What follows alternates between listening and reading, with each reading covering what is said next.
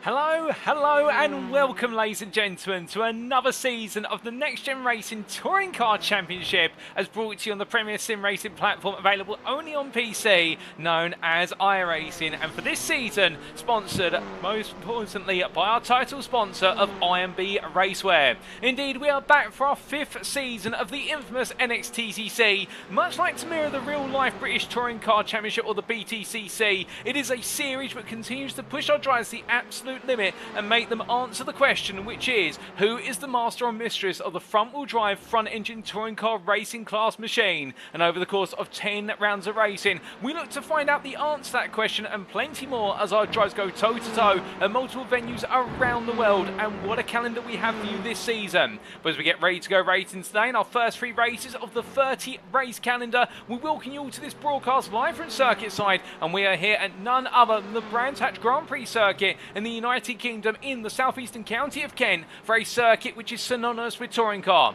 Having opened before the arrival of BTCC, this circuit has played host to every year of the BTCC meeting since the series inception, and therefore we had to have it on our calendar. And also cheekily in the commentary booth here, it may be our commentator's favourite circuit in the world, albeit that hasn't made any influence on the schedule for today. But I'll tell you one thing that is on the schedule for today, and that is our times in Greenwich Mean Time GMT, or Universal Coordinate Time UTC. And as we can see, in just under 19 minutes time, we're going into our first qualifying session of the season, 15 minutes in duration, with all our drivers out on circuit looking to find track space in order to get the ultimate lap on the board and set themselves up for success from the outset.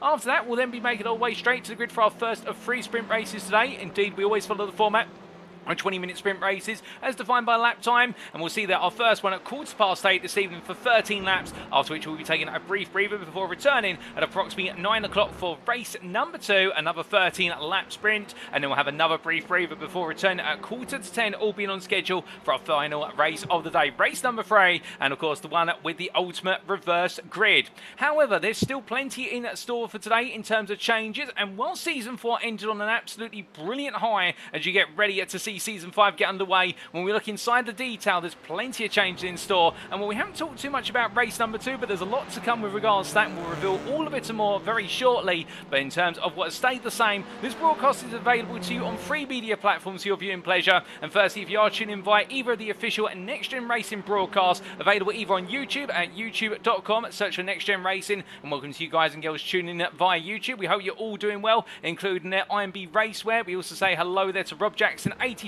Irresponsible Gaming, John O'Cook, Lewis Holmes, and also I do believe that Dan M. So welcome to all you guys and girls in YouTube. We also have the official broadcast available on Facebook, and that's at facebook.com/groups, I should say, /Next Gen Racing, and welcome to you on Facebook. And then last but not least, we have the unofficial broadcast available on Twitch at twitch.tv/TX141. And who is TX141? Well, allow me to introduce myself. My name is Paul Walsh, also known as TX141 or Britain a Spit, depending on what media you follow me on. And now we bring you all your racing action over the entirety of this season, starting from today. Indeed, I'm back in the commentary booth once again, ladies and gentlemen, for the 5th season of the NXTCC. It feels like home to be back in the commentary booth, having been here since the series inception. But I can tell you one thing, the tenacity and the ferocity of the racing doesn't get any less intense from season to season. And after the brilliant conclusion last time around in Season 4, which saw Mikey Doe will make it his 2nd overall Drivers' Championship, and with that, Lee Horn take his inaugural Prime Drivers' Championship, well, there's plenty afoot today. And let's firstly tell you a little bit about the calendar for this season. For as we can see, we start off today on the 7th of November 2023 in the United Kingdom at the Brands Hatch Grand Prix circuit. But then we'll be making our way to the circuit of the Americas for round number 2, and that will be in the state of Texas on the 14th of November, and a circuit which many would argue is a very challenging one. And when we did see it arrive on the calendar originally, it proved to catch out many a driver when they did go racing at the circuit of the Americas. After that, and in round number 3, we'll be making our way over to Brazil for the one and only Autodromo Jose Carlos Pache, but you will know and love it and refer to it as Interlagos in reference to the 2 lakes that separate the circuit from the surrounding boundaries of the city within which it sits of Sao Paulo. And then we'll take our mid-season break, and when we exit out of our mid-season break, we'll be making our way into round number 4, and that will be in Canada at the Canadian Tire Motorsports Park on the 5th of December, and we'll there in the run in towards Christmas, a circuit which when we originally introduced it as of Season 1, we referred to it as Canadian Thruxton. The fact we used it as a stopgap for the fact there's no Thruxton available on iRacing, but can tell you one thing, Canadian Thruxton, or Canadian Time Motorsports Park as it's known properly, is a circuit not to be underestimated with the sheer pace of the circuit from corner to corner. In round number 5, we'll then make our way to the mid-season point in the Nürburgring Grand Prix Strecker circuit on the 12th of December, and it will be a double-header in Germany to wrap up the run to Christmas Day, with round number 6 then following at the Motorsport Arena Oschersleben on the 19th of December, and a circuit which of course historical for being the site where we saw the first ever Pro-Am overall win as taken by none other than JW Motorsports' Reese Watt, and we'll see him on the grid this season, and then we'll make our way into our second mid-season break. And then when we return in the new year of 2024, it'll be round 7 through to 10 to wrap things up, starting with the Circuit de Nevers-Magny-Cours. Indeed, we're making our way to France for the first time ever to take on the Nevers-Magny-Cours circuit, and it's going to be an interesting one given the amount of technicality involved and the number of long banked corners of the circuit. And then on the 9th of January we'll be making our way to the United States of America for another newcomer circuit to our calendar, the Sebring International Raceway. Indeed, there the rugged concrete and asphalt will definitely jolt our drivers around like no other circuit. And then the penultimate round we'll make our way back to United Kingdom for a double header, starting with the Grand Prix layout of the Silverstone circuit. Indeed, the home of British Motorsport will be playing host to our drives for this season on the 16th of January, and we bring it all to a close by making our way to Donington Park. And rather important, we go there to the Grand Prix layout in particular, because of course Donington Park's Grand Prix layout for 2024 will be returning to the BTCC Real World Motorsport calendar, and we wanted to honour the return of the infamous circuit by having it as our season finale on the 23rd of January next year.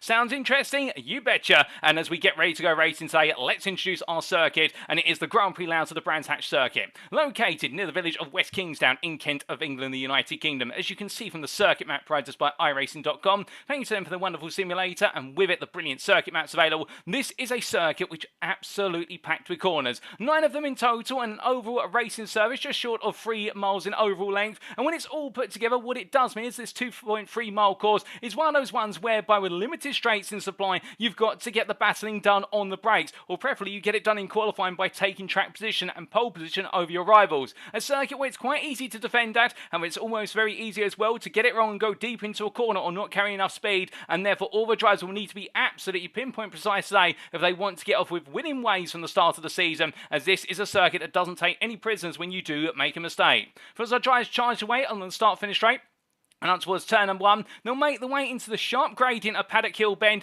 over the rise and into the fall of the right-hand apex, and as they make the way out, dealing with the understeer that comes with being an off-camber corner, they'll charge their way up towards Druid's Hairpin at turn number 2. There onto the brakes, into the slice corner of the circuit, we'll see plenty of battling under braking there, 2, perhaps even 3 wide if we're fortunate, and as they make the way downhill out to Druids at turn number 2, it's into Graham Hill Bend at turn number 3. Downhill through the left-hander, but they'll all be looking to cut the apex as much as possible, then make the way up towards turn number 4 at the corner that never ends, Surtees Corner. And it does have a few expletives referred to it by some drivers, and it is a corner where the apex is so late you can't see it until you've made your way 75% of the way into the corner, and as you exit out you need to be on full throttle as soon as possible to charge your way down towards what will be Hawthorns via the run of Pilgrim's Drop and uphill into turn number 5 at Hawthorns Corner, the fast right hand of the fastest corner on the circuit, as our drivers charge their way through it and up towards Westfield Bend at turn number 6 down the Derek Minter Straight.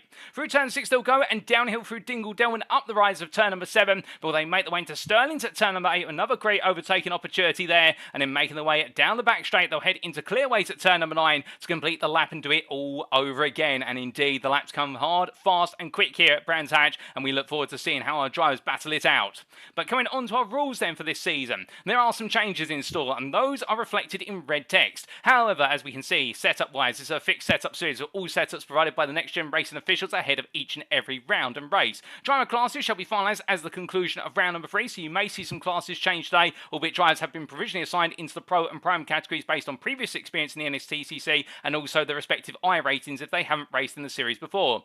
Sprint race wise, the race 1 grid shall be set based on results of qualifying, that's a given, but the race 2 grid shall be a reverse grid for this season based on results of race number 1, it should say. They're not race number 2, but a typo plenty, we'll get that fixed for next time round, and the reversal position will be drawn live from between 6th place and 12th place. Indeed, we'll cut to the commentary booth and our do a quick lottery draw and pick the number 6 through to 12 out of the lottery bowl, and that's where we'll reverse the grid from. And then race number 3 shall continue to be a reverse grid as well, but we see it up from race number 2, whereby the reversal position is now drawn between P13 and P23, and that's going to be our ultimate reverse grid race, and each driver shall have one fast repair available in each race, and each race shall conclude after either the allotted lap amount or 30 minutes, whichever one expires sooner. And we do hope it's the laps, which will see the races last about 20 minutes unless we see a safety car, and that's when we push towards the 30-minute window.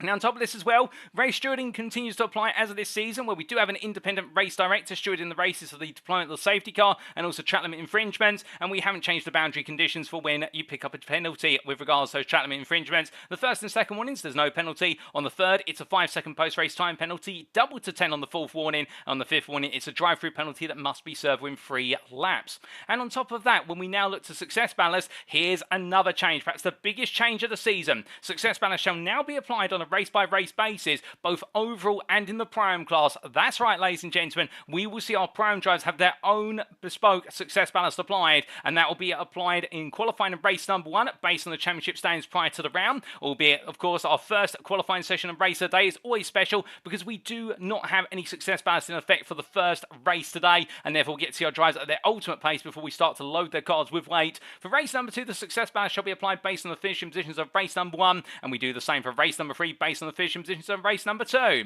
then coming on to our success ballast chart, the actual values for the overall Drivers' Championship, 1st through to 10th, they stay exactly the same. As you can see there, 56.1 kilograms all the way down to 4.7 kilograms on the left-hand side of your screen. But meanwhile, in the Prime class, this is where the new success ballast chart comes on in, whereby the top 5 of the Prime class, based on race finishing position or championship position going into a given round, they will pick up success ballast as well, with the leader on 32.5 kilograms all the way down to 4.7 kilograms for 5th place. And we can see there that if a driver in the Prime class does happen to pick up success ballast from both of the categories, both overall and Prime, they will be awarded the success ballast which is the greater, and indeed they will be weighed down significantly as a result, and therefore our drivers can't get away by potentially getting themselves into both success ballast categories if they are in the Prime class. But that's enough rules, that's enough regulation, everything in between. You're all here for the racing, you're not here for the rules, but we have to have them to go racing. So let's head back to our circuit right now, and well, we have got plenty of new drivers on the grid today, there's no doubt about it, as we do see here Jaroslav Sabula making his way on through the long left-hander at turn number 4 in the Semper Racing Machine, and the Polish driver who did make his debut at the end of Season 4. I think he was really teasing himself up there and getting himself set to see how he'd fit into the grid and therefore get ready to go racing. Well, I can tell you one thing, he made a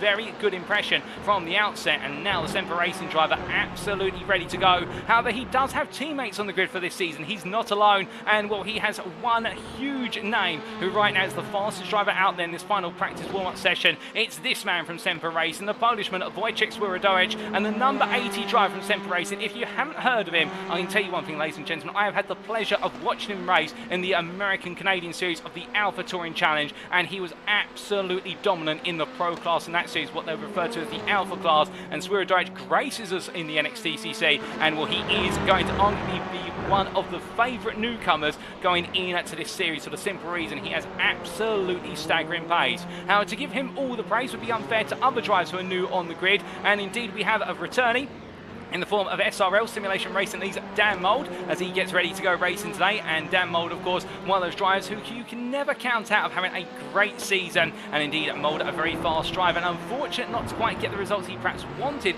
last season out there, but indeed getting himself set and ready to go once again today. And the SRL NXTGEN driver, as the team he'll be representing here in what will be this series, we look forward to seeing how the number 80 driver gets on. But we also welcome to the grid a returnee in the form of RD Sim Sports Daniel Martin. Indeed, it's been some time since we've seen that Daniel Martin on the grid, dating all the way back, if my memory serves me correctly, to Season 2. In the fact we did see the RD Sim Sport driver competing back then, and indeed it's been some time, but very happy to see Daniel Martin on the grid once more. He'll be in the pro class, and for the uninitiated, how can you tell the pros from the primes? One of the time and time on the left-hand side of your screen, you'll notice that certain drivers have a green sash against their name, including Daniel Martin, and they're your pros. Meanwhile, those who are pink-purple sash against their name, well, you guessed it, they're your pro-ams, and the fastest prime out there at the moment is this man currently parked up, Alex Meredith in RD Sim Sports 44. He's moved from Chemical E Motorsport to RD Sim Sport for this season, and the 44 driver, the youngster who was tipped to be one of the favourites for Season 4, it all went wrong in the mid-portion of the season, but he's back with a vengeance today.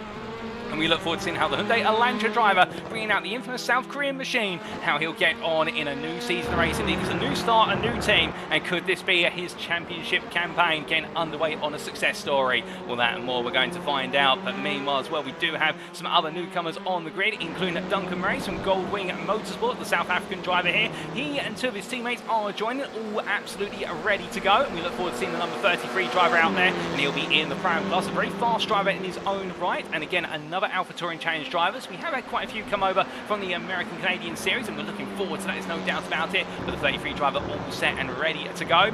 We also do have here what is Jay Coulee in the Prime class here, the privateer in number 89. I do believe he live streams these races or plans to do so. So if you do want to ride on board with Jay Coulee, don't be shy to check out his Twitch channel. I believe it's Jay Calls, where you can ride on board with him. Indeed, the majority of our drivers do stream their onboard perspectives, not only to provide entertainment, but also it's the best way. So that way, if you end up in a racing incident, you can record your stream and provide that footage to the stewards. And of course, we do plenty of post-race stewarding here at Next Gen Racing in order to make sure everyone's behaving as best as possible. Of course, there's always going to be elbows out in the NXTCC. That's what touring car racing is all about. It wouldn't be touring car if we didn't see a few bumps and dents in the cars, but we want to keep our drivers to keep it honest as much as possible as he makes his way on through. And as he does so, and all our drivers do, we also have the return of one Luciano Vitford, as we see the Brabham Esports driver, a very fast and capable driver who joined us midway through Season 4, but he's back for the full season as a Season 5, and the number 60 driver absolutely set and ready to go. And I can see a good number of you there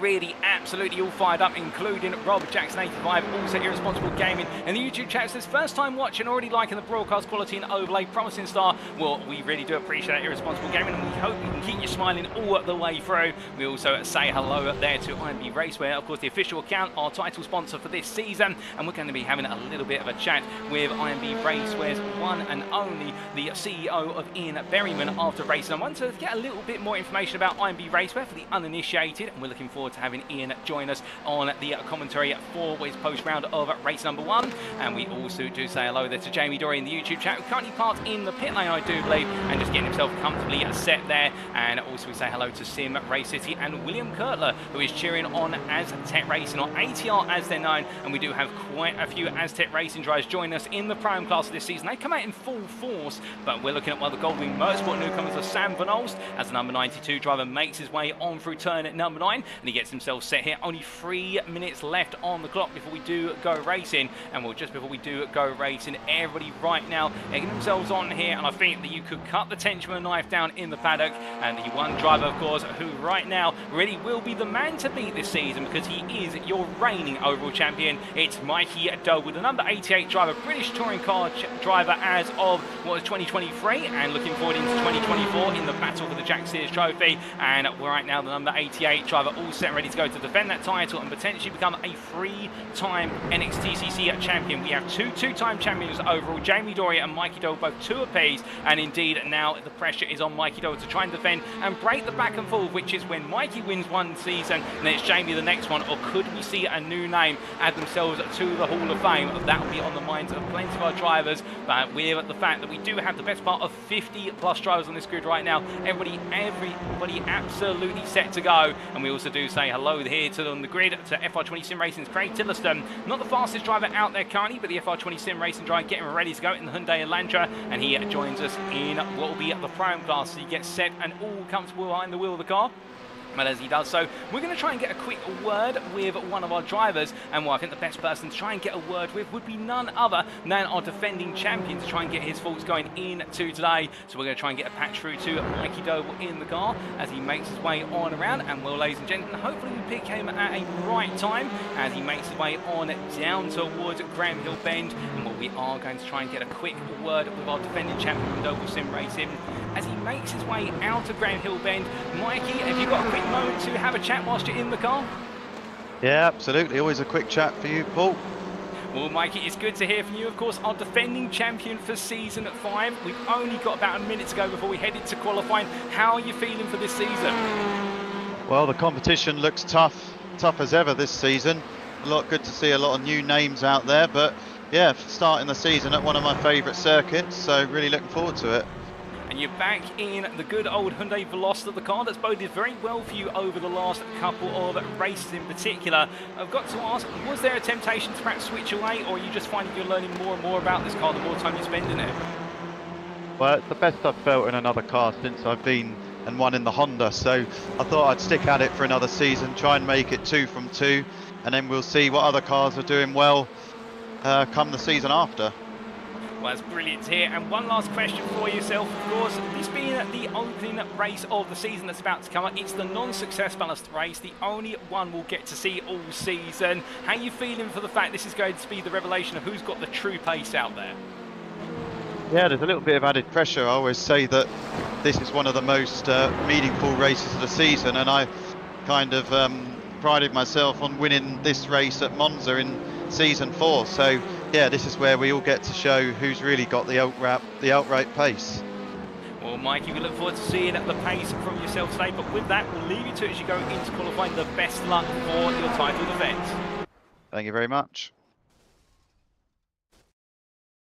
So hearing there from Mikey Dole from on board the car from our driver, and as we head into qualifying, perfect time for us to step away from getting the patch through to his car. So here we go, ladies and gentlemen, 15 minutes. All the drivers will be making their way out into circuit as quickly as possible. Who will be on pole overall in the Pro-Am class when we come to the end of the 15 minutes? Well, let's find out. And well, on this journey, do let us know who you're cheering on in the YouTube, Twitch or Facebook chat. Don't be shy. If you haven't said hi yet, feel free to say hi. We don't bite here at NXTGEN Racing. The only biting we do is on the brakes in order to turn into corners. And as we see Benjamin McCluskey leading the field and out here, well, right now opting to go out there as well, the very first drivers in this qualifying session, but everybody roaring their way out, including also affinities here of Paul Zanatachi as he makes his way up towards turn number 2, another newcomer to the grid. And I can tell you one thing, another driver as well who might be considered a little bit of a dark horse in the fact a very, very strong iRacing driver, and we haven't seen it on the grid in the NXTCC, so therefore a lot of drivers will be looking over the shoulder and wondering what does he bring to the table today. But of course, that's the great thing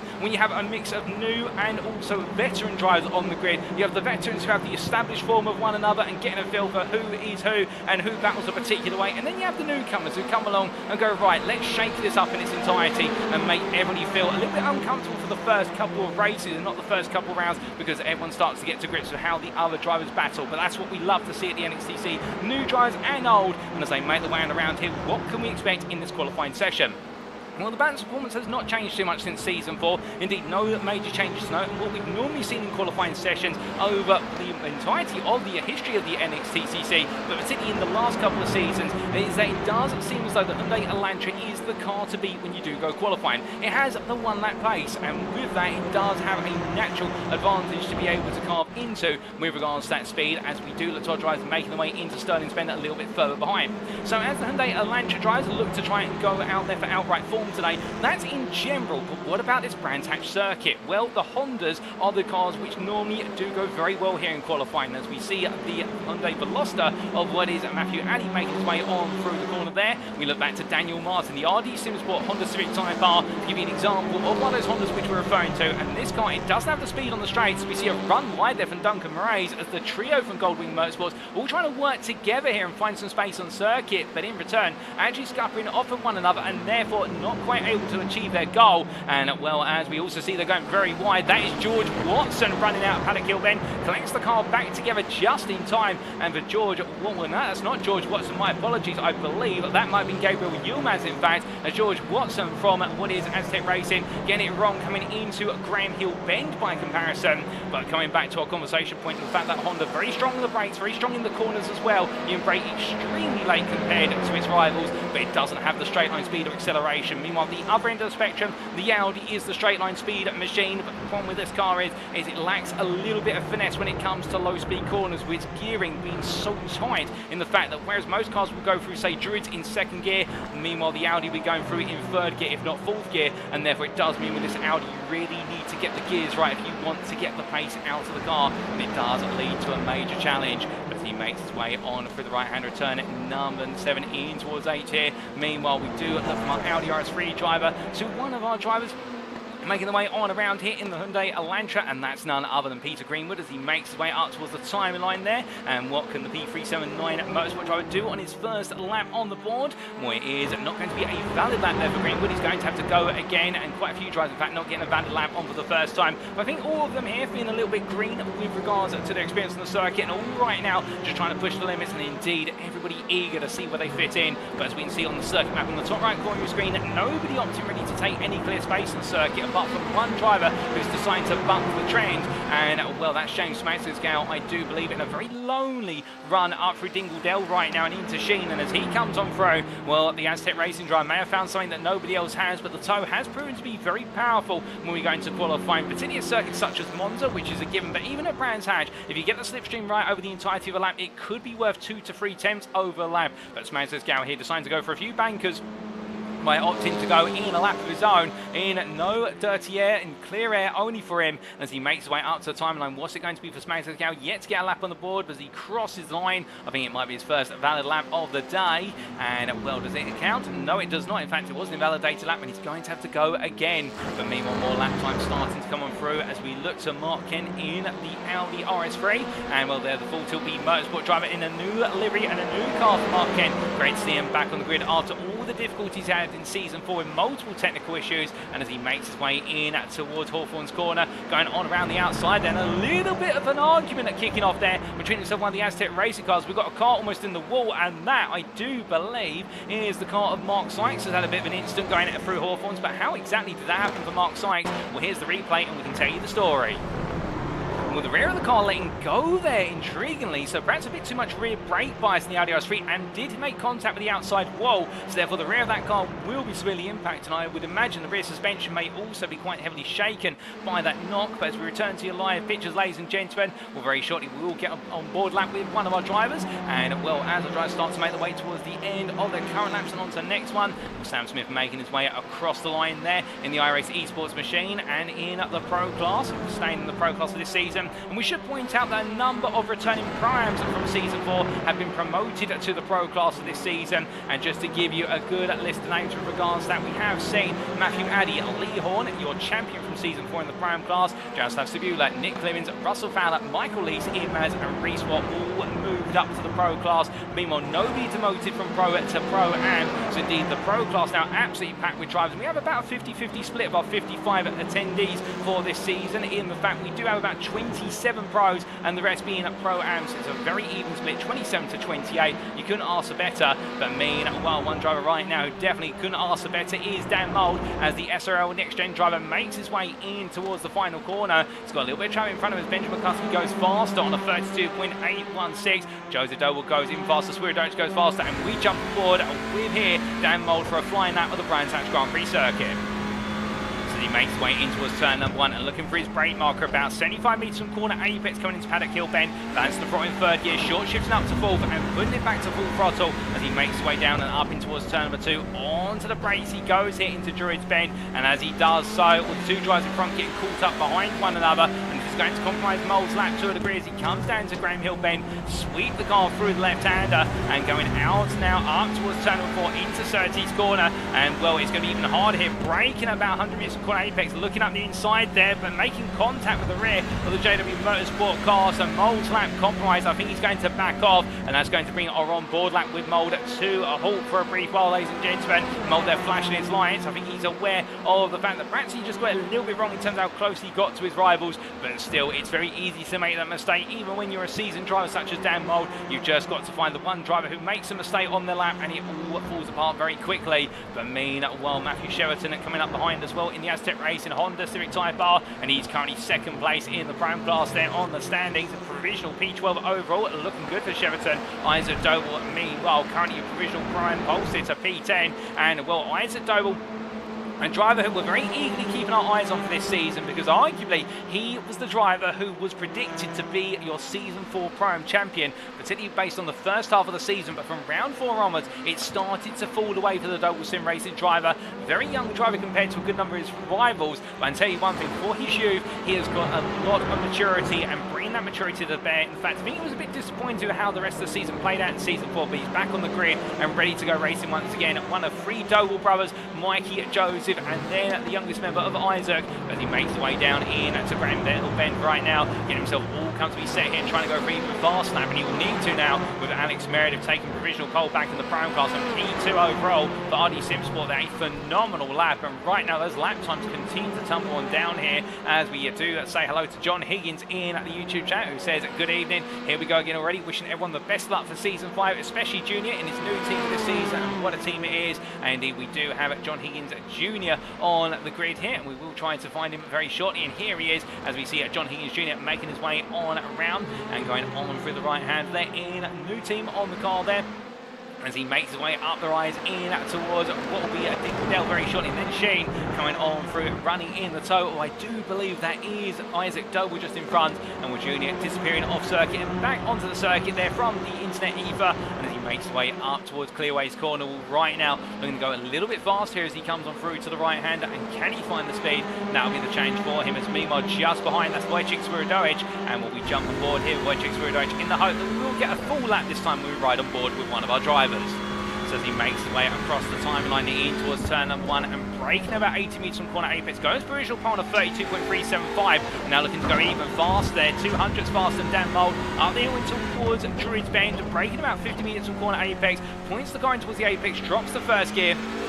He feels nose bite in, then goes back up on the throttle, out towards third gear, into turn number 3, braking about 70 metres from corner apex, through the left hand, using the run-off curve there, as he heads in towards turn number 4, looking over to his right hand side, and braking there just after the 54, but really in essence 100 metres on that corner apex, down to second, nice light apex, now full throttle out to the corner, and making his way down towards Hawthorns here, up into fourth gear, the longest run, in fact, backing off the throttle, so Swirodovic as well, in fact, on a cool-down lap there, or something he's not too happy about. It does seem as though we're fated today to ride on board with drivers who end up either scuppering the lap or alternatively have to go to a cool-down lap there. It sometimes can be the way, but we will try and get you the full on-board lap towards the end of this qualifying session, ladies and gentlemen. But meanwhile, we do look from one of our leaders up there to drivers who are perhaps not quite on the pace at the moment, including recent promotee to the Pro class from Pro-Am, Matthew Addy for Sam Cases with NXTGEN. And as he makes his way in towards turn at number 3, currently P30 out of this grid of what is the best part of 53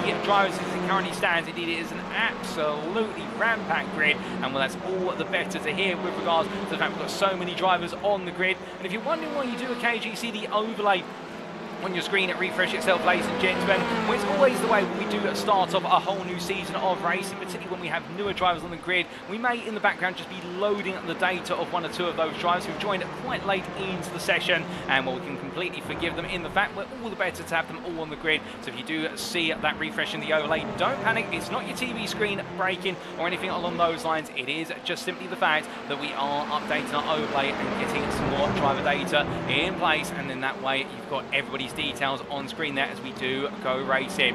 That's all trying to get themselves set right now. With only what is 3 minutes left in this qualifying session. Indeed, time is ticking on down here at the Brands Hatch Grand Prix circuit right now. A number of drivers looking to try and improve as Alan McCain moves up to P28 on a 33.081. And meanwhile here, Addy tucked in to the toe of where's Mark Kent just behind the Audi RS3 he is. They make their way up towards the timeline, and as they do so, Addy improves to P26 on a 33.006, but immediately drops back down there as we do see Rafael Dozic move his way up towards P20 there, and the Polishman continues to make progress in the Honda Civic Type R, the third member of the Semper Racing team on this grid. And well, right now, he may not be on the pace of Swirodovic, but still I think he'll be feeling as though the confidence is coming to qualify inside the top 20 of such a close grid is an achievement in itself. And to put it in perspective for you, ladies and gentlemen, you may notice that on the time tower, it only goes down to P35, move from pole position, which is Mikey Doble currently provisionally, all the way down to Ian Manners in P35. It is less than 9.5 tenths. Indeed, a whole second separates the best part on our grid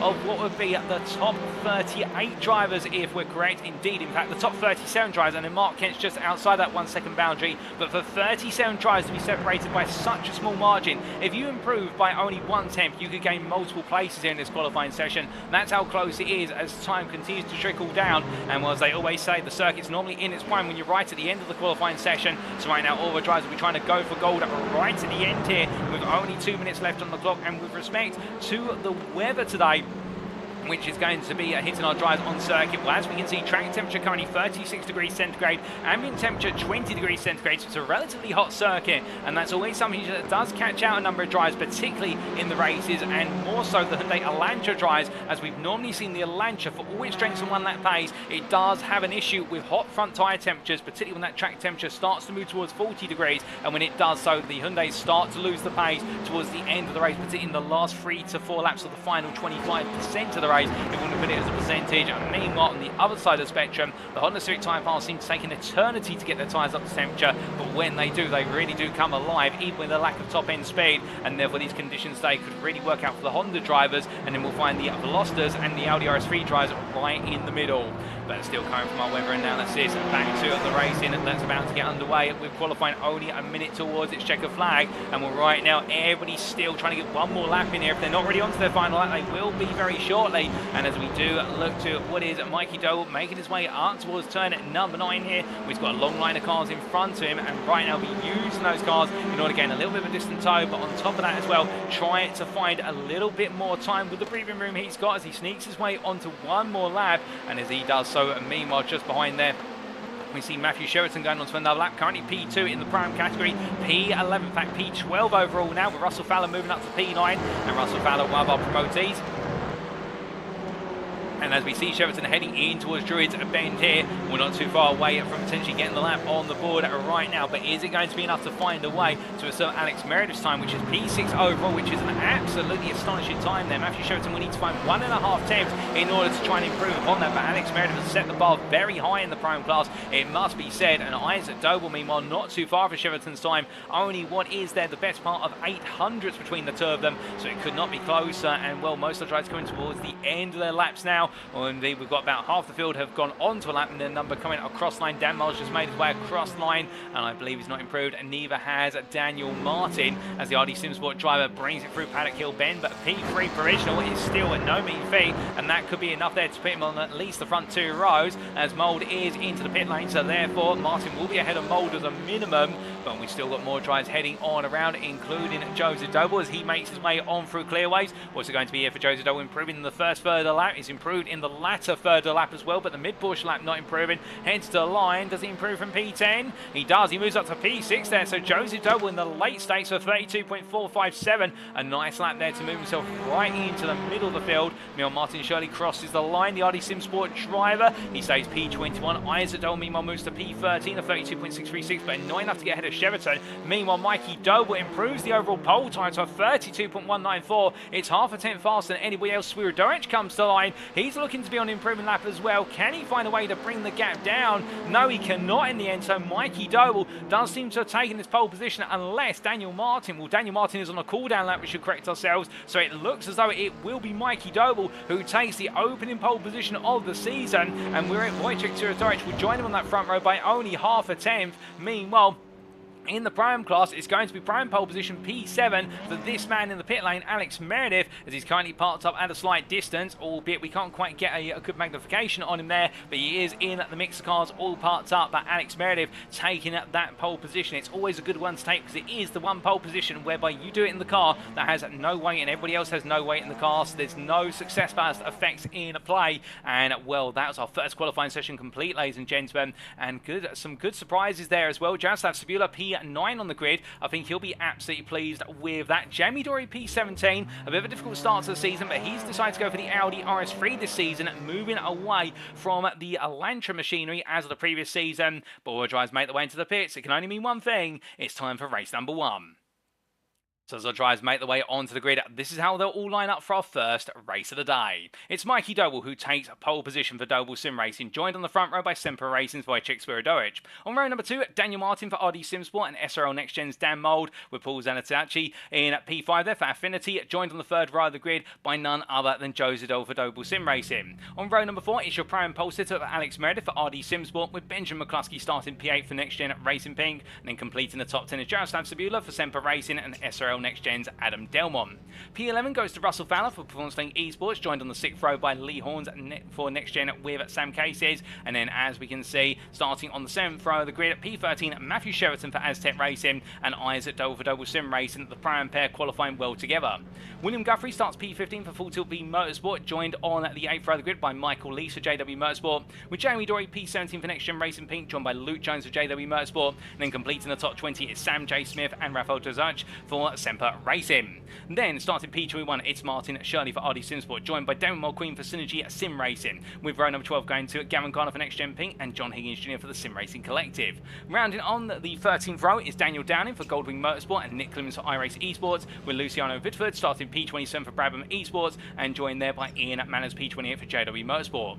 Completing the top 30, Matthew Addy for NXTGEN with Sam Cases and Paul Scott for NXTGEN with Sam Cases, the two teammates together, a difficult qualifying session. And then on row number 16, it's Duncan Moraes and Alan McCain. Behind them, Callum Jenkins and Sam Vidalst, with row number 18 going to Stephen Fry and Jay Calais. And then we do have on row number 19, Ben Altrier and Alex Everett, with the top 40 being completed by Mark Kent and James Mansell, Harry Gaylor and Reese Watt on row at number 21. Row 22, it's Mark Sykes and Harry Bicknell. There's Harley Bicknell, we should say. Jonathan Collins and Craig Tillerston on row number 23. Jake Pitt and George Watson on row number 24. And then row number 25 will be Peter Greenwood and Ian Wild. And to complete the grid, Andrew Holmes and Gabriel Yilmaz. Well, the grid is set, ladies and gentlemen. It's time for race number 1, and here come the lights. 1 red light, 2 red lights, 3 red lights, 4 red lights, 5 red lights. And it's lights out and away we go for the first race of the season in Season 5 of the NXTCC. And Mikey Doble gets a good start of the line as they make the way in towards turn number 1. As they come charging into the braking zone here. Looks like everyone's been able to safely make their way on through. Meanwhile, drive's going deep there. That is, I do believe, Joseph Doble going a bit wide as a result, losing places. But now as they all make their way in towards Druids Bend for the first time, this is where we're going to see a lot of battling under the braking. And as they all make their way on through, everybody right now simply making their way safely on the round. No major incidents to report so far. All 53 cars safely on through, and as soon as I say that, it all kicks off in the rear of the picture there. That is Jay Clay and Harry Gaylor coming together, and well, it's all gone very wrong between the two of them there, as meanwhile Harley Bicknell survives the incident in front of him and makes his way up some places for JW Motorsport as they make the way in towards turn number 4. But right now he's got the pressure there of having to fight both Jonathan Collins and also what is their James Spencer scouts. We do see Jay Calais under a bit of pressure from the trio as they make the way in towards Hawthorne's Bend. Down Pilgrim's Drop they go, but looking from them back up towards the very front of the field, we do look to Zanatachi as he makes his way in towards Westfield Bend, and as they all come on through right now, he's got the pressure growing from behind of always Alex Meredith, your prime leader. Hasn't really lost out since the start, but in return he is trying to hunt down Dan Mole, but Meredith looking for another move, a touch of the grass and turning into Dingledale, catches the car just about as he makes his way now into Sterling's Bend, and goodness me, that could not have been more dangerous for the RD Simsport driver. Meanwhile, car running wide in the rear of the picture. I think that may have been one of the Aztec racing machines, but as they all make the way down towards Clearways right now, Matthew Sheraton is starting to put the pressure onto Lee Horn with Isaac Doble still behind him as they come towards the end of lap number 1 of 13. But after one lap of racing, it's Mikey Doble who leads ahead of Spiro Deitch, followed by Mould, then Martin, then Zanatachi, then Joseph Doble ahead of Alex Meredith, your prime leader, as Meredith looks up the inside here into Paddock Hill Bend. He goes to move, a little bit of contact between the two of them. They won't mind that as they make the hill, but he will mind that as the cars turn to the wall. And well, in the end, the two of them trying to occupy the racing line space, and Meredith into the wall, and that's a disaster when Meredith looks to be so comfortably in the lead of the cars. It's all gone very, very wrong very quickly for Alex Meredith. We will take a look back at that very shortly, ladies and gentlemen, but meanwhile, carrying on a run through to Joseph Doble P7, Adam Delmont P8. And Delmont here looking up the inside, potentially into Surtees Bend as they make their way into the left-hander. No way through this time. Russell Fowler P9, Benjamin McCuskey P10, Lee Horn P11, and now Matthew Sheraton receives the accolade of being the prime leader as he makes his way onwards towards Hawthorne's, and this time as they make the way on through, we ride on board and look back here from the rear of the 390 car, and as you can see Isaac Doble getting growing pressure from William Guthrie behind, and also Jamie Dory, but meanwhile then looking forward in the pursuit after what is Lee Horn here. Well, meanwhile, Matthew Sheraton right now all over the back of his fellow Honda driver, albeit the pro driver here, the reigning Season 4 Prime champion, moved up class and right now definitely right up there in terms of battling for a top 10 in class and overall. But as they make the way in towards turn number 8 and onto the brakes they go, well right now everybody here knows the town. Nobody really trying to go for a move, and you can understand why. I think everyone trying to wait to break away from the pack behind before they start to entertain a move, which could cost them some significant time and therefore put them under increasing pressure. But as the drivers make their way on to the next lap here, well Matthew Sheraton right now controlling this race to a degree with Isaac Doble, but Doble trying trying to get close, and meanwhile in the foreground, that's Adam Delmont battling up the inside of Joseph Doble, going for the move, and that will be P7 taking overall for the SRL Next Gen driver. Another place gain. I do wonder whether Joseph Doble's got some significant damage on that car after the contact with Alex Meredith, and therefore is having to try and nurse the car to the finish. But meanwhile, further down the order, we do have a run wide. That's Ian Manners taking the trip to the gravel at Paddock Hill Bend, and as he rejoins the JW Motorsport driver, definitely not having a great start here in the Brands Hatch Grand Prix circuit. But meanwhile, Mark Sykes coming in absolutely razor sharp and hot like a missile up the inside of what was Nick Clemens there. Clemens being elbowed wide, and Jake Pitt finds his way through behind Mark Sykes with a 666 driver there, going all in as they make the way up towards turn number 4 on the charge they go, and as they do so, well, right now everybody still knows the tower together. Looking around the outside, there is Clemens versus Jake Pitt. He's going to go for the move, but gets elbowed out again, and the iRacing Esports driver, that's twice now on this lap, whereby he's been arguably from his perspective the victim of what's been instance between himself and other drivers, and right now he's going to get his head down and go hunting at once again. That's the thing about Nick, in the fact that whilst he may get a few bumps and scrapes, it never deters him. And meanwhile, Hanny Gaylor there trying to look for the move versus what's Craig Tillerston, but the full Tilby Motorsport driver not quite able to find it in the battle for P19 in the prime class. But as they battle for P45 further down the order, we take a look back at what happened between Alex Meredith and Joseph Doble on lap number 2. Well, this was into the corner, Meredith on the inside, and I think here, well, it does look like the camera angle suggests perhaps there was a small moment for Joseph Doble that unsettled the front end of the car and put it slightly back on the course to Alex Meredith, but then other camera angles may suggest that Meredith was perhaps coming across the line onto the racing line there. Very hard one to tell, but in the end, Meredith having to wait to go racing once again, and only able to turn things around once the whole field had come through. Again, being a gentleman racer, a respectful racer at that. As we return to your live racing pictures, we come back at prime time. Here's Ben Altria, makes it 3 wide into Paddock Hill Bend. Oh goodness me, it's getting very different tug, and it's gone very wrong there for Callum Jenkins, and also I do believe that was Ian Manners, with both drivers there going off onto the gravel. Meanwhile, Ben Altria has been able to survive it all, but Free does not go into Paddock Hill Bend at the best of times, let alone 2, and there's also a car up there into the wall, and I believe that's one of the iRacing Esports cars of Sam J. Smith going straight on into the barrier there coming out of Druids Bend in a rather odd way of doing so. I wonder if there's damage to the front suspension of that car, alternatively the steering rack is completely seized. But meanwhile, more battles playing out here in the battle with P36 between Mark Kent and James Mansfield as they power their way onwards and down towards Hawthorne as they go, and as they do so, Mansfield right now all over the back of Kent, but the problem is he can run close, but that Audi's got a lot of speed on the straights, and well, therefore it's going to try and hold on. But meanwhile, Harley Bignell behind here, the JW Motorsport 99 driver in the Hyundai Elantra, all over the back of George Watson as he looks up the inside here, under braking, going for the move, going all in, and getting very, very tasty between the two of them.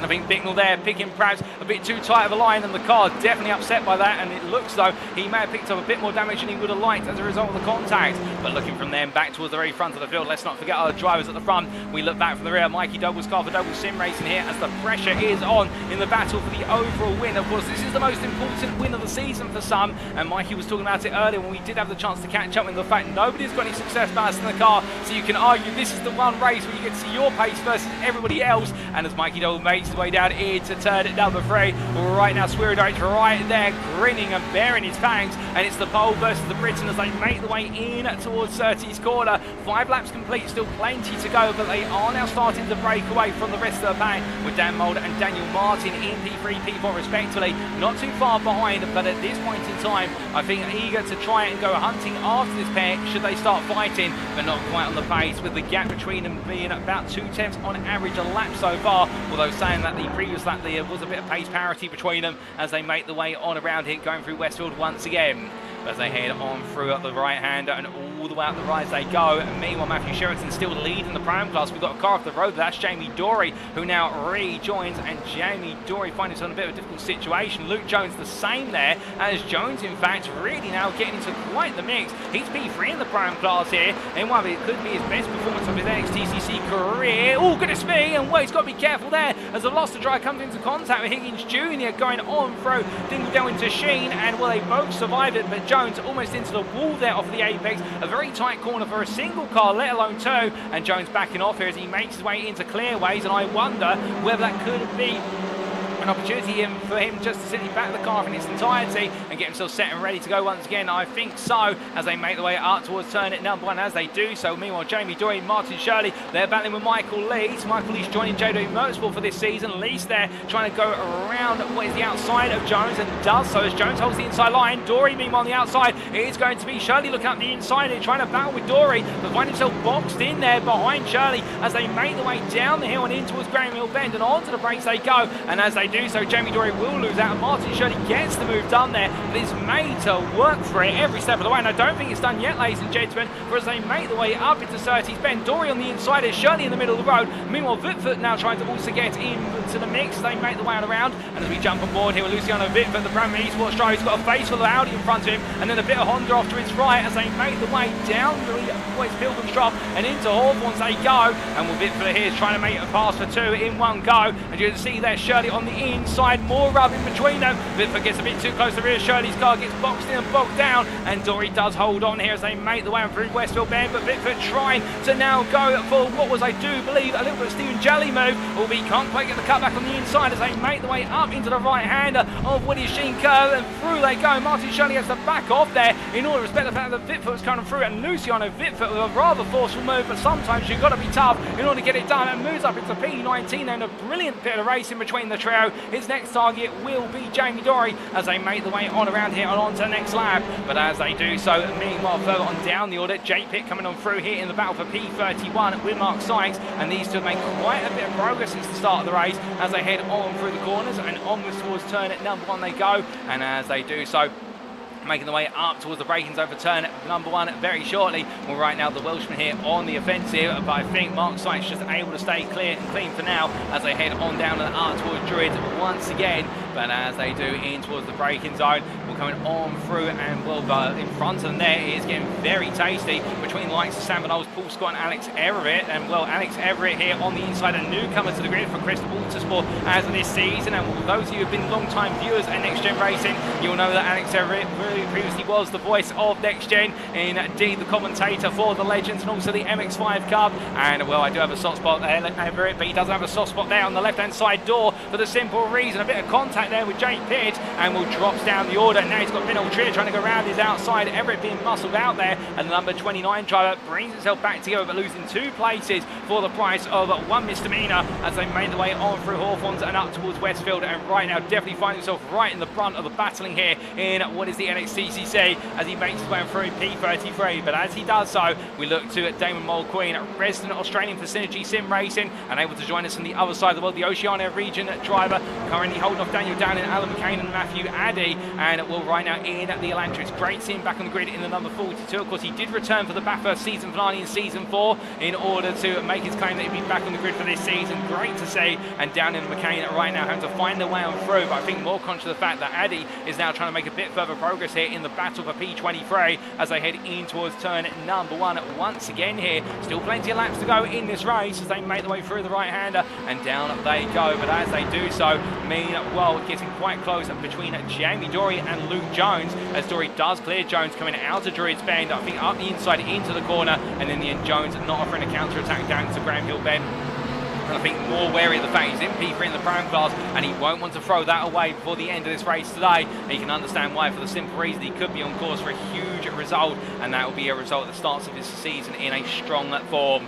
But as they make the way onwards down towards Pilgrim's Drop once again, from them we do look back up towards the very front of the field, and we look to your leaders here as they make the way into the camera shot very slowly, and then suddenly they appear. And well, that gives you an idea of how far up the road the top 4 have made the way. They're already into Sterling's Bend. Meanwhile, the midfield are just making the way through Hawthorns right now. It's still Doughboy ahead of Squirrel Mould and Martin completing that top 4 as they all make the way in towards Clearways Corner. But right now the top 2 just starting to hold that pace versus Mould and Martin, although it could be said that Mould is currently trying to push a little bit faster. The same for Martin. I think they both want to be in this fight come the end of the race, but the problem is for every purple subsector they said they haven't quite got the complete lap. Meanwhile, Swierdijk, new fastest lap of the race. And as soon as I say that, Dan Moult sets new fastest lap of the race at 32.156. And well, right now the pace in these cars is coming alive with the fuel dropping out as well. But meanwhile, we look to Luciano Vitford here as he battles side by side with Jones going in towards turn 1. The Brabham Esports driver there on the inside on the left of your picture. Now the right. Jones holds around the outside, goes a little bit deep of apex. Can he get the car stopped in time?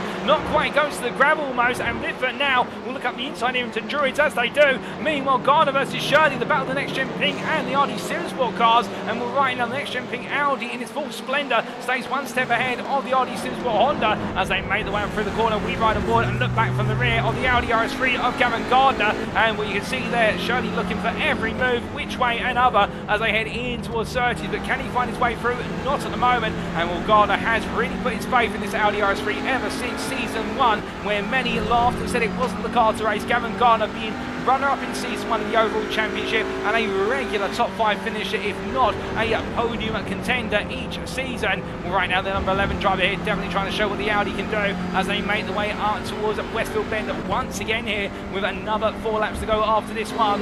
And well, no way through for Shirley, but in return Gardner not able to find his way past Jones as they make the way up towards what will be here turn number 7, coming on through Sheen. And as they make the way in towards Sterling's here, right now long line of Stern they go towards the end of the lap. Plenty more still to come, and I think everybody's starting to goad themselves into a potential opportunity. Remember, there are 3 races here today, so if you don't get a huge result in the first race today, it's not all done and dusted, and therefore you've got to be smart in terms of where you aim to finish. And for a lot of drivers right now, they'll be looking, if they're inside the top 10, to make sure they finish P6 or higher, then they're guaranteed to be inside that reverse grid. But getting inside that top 12 can give you a chance to be on the reverse grid for race number 2. As Cameron Gardner here continues to harry it all over the back of Luke Jones. Well, he's had the better run out. Paddock Hill Bend, it's going to be around the inside, but look at Shirley immediately close up as well. But there's contact between Martin Shirley and Luke Jones. Jones turns sideways, and Martin Shirley, he can understand what he's trying to do, which was go in and use the space offered by Gavin Gardner, but in the end, not quite able to make it count. And as they make the way out to turn number 3, meanwhile, we look from them all the way out towards the front of the field once again, because right now your top 2 are Mikey Doble and Wojciech Swierdijk getting increasingly close to one another as they make the way in towards Westfield Bend. And right now it does look as though the pressure is starting to build on Doble as they make the way on through and into the right-hander at turn number 7.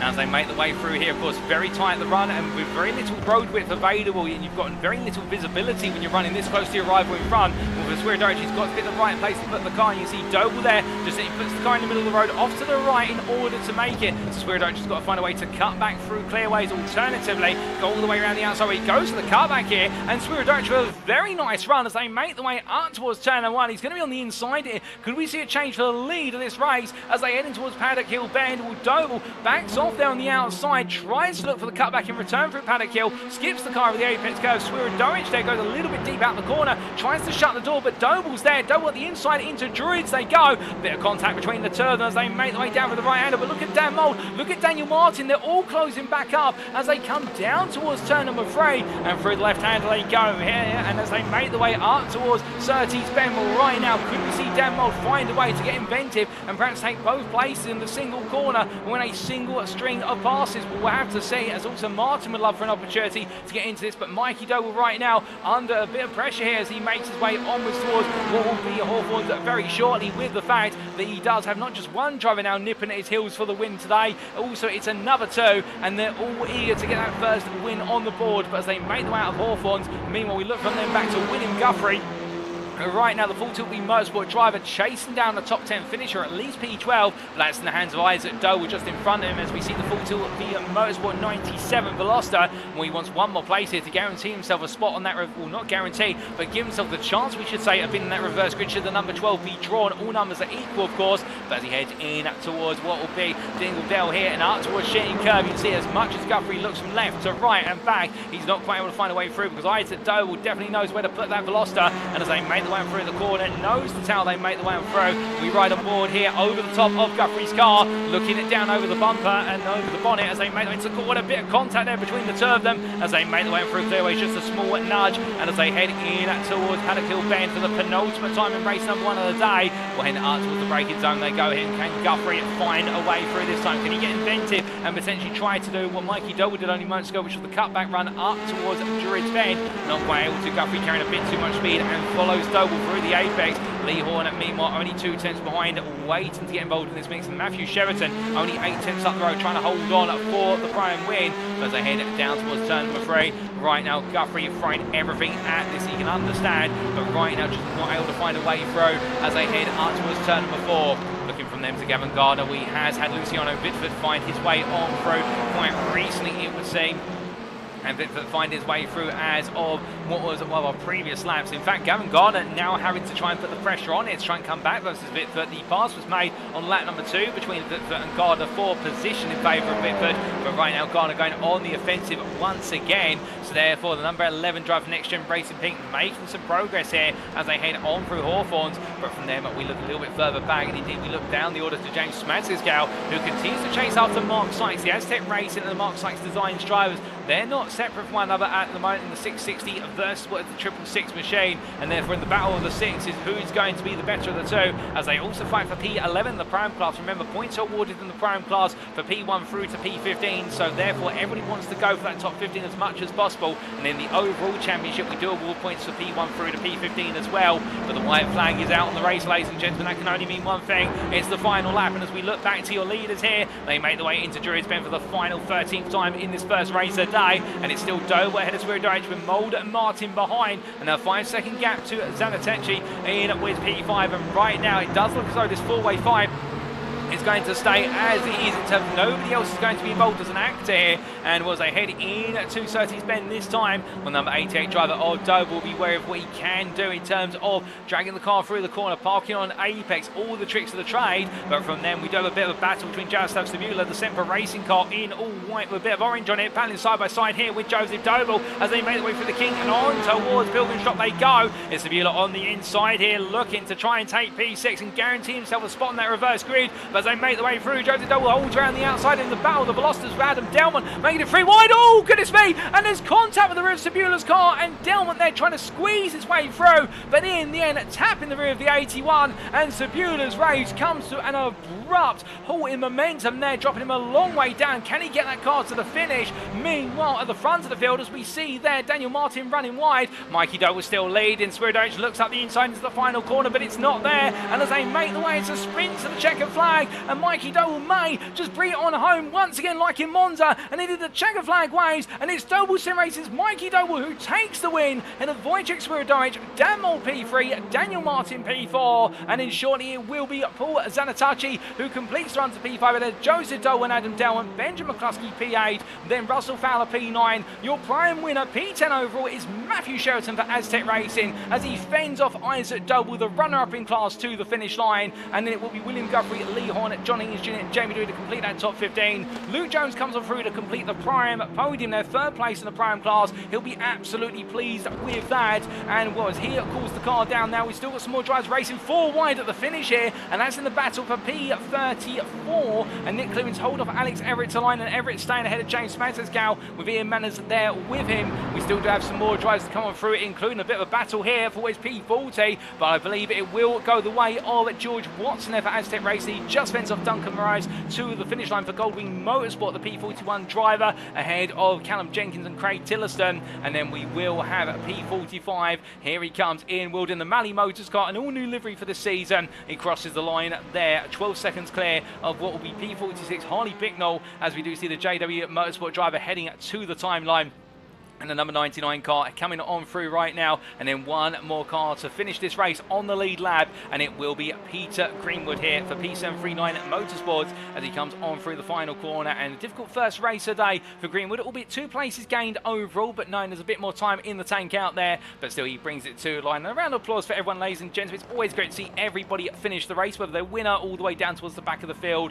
But what a race indeed for most of our field here today. We did have a couple of retirees in race number 1, including what were the likes of Sam Smith and also Alex Meredith and Gabriel Yilmaz, but still those who did not retire put on an absolute spectacle at the front of the field. And well, Matthew Sheraton will undoubtedly be pleased to carry on what was winning ways towards the end of season 4 with that infamous win at Twin Motegi in the 3rd race of the day there with the reverse grid, to add himself to that list of Hall of Famers in the Pro-Am class, but taking his first Pro-Am win within the grid today in race number 1. It's a good start and still plenty more to come as he makes his way in in towards his pit box. But do let us know what you thought of race number 1, ladies and gentlemen, and who were your stars of race number 1, as all the drivers come into the pits here, and Aztec Racing have mixed fortunes up and down the field. James Mansell P12 in the Pram class in the end, just fighting off rivals, including some of his colleagues. What was there, his rivals of George Watson, also Duncan Moraes. But meanwhile, as our drivers all come into the pits, let's take a look at those race results subject to any stewards' inquiries, and here they are.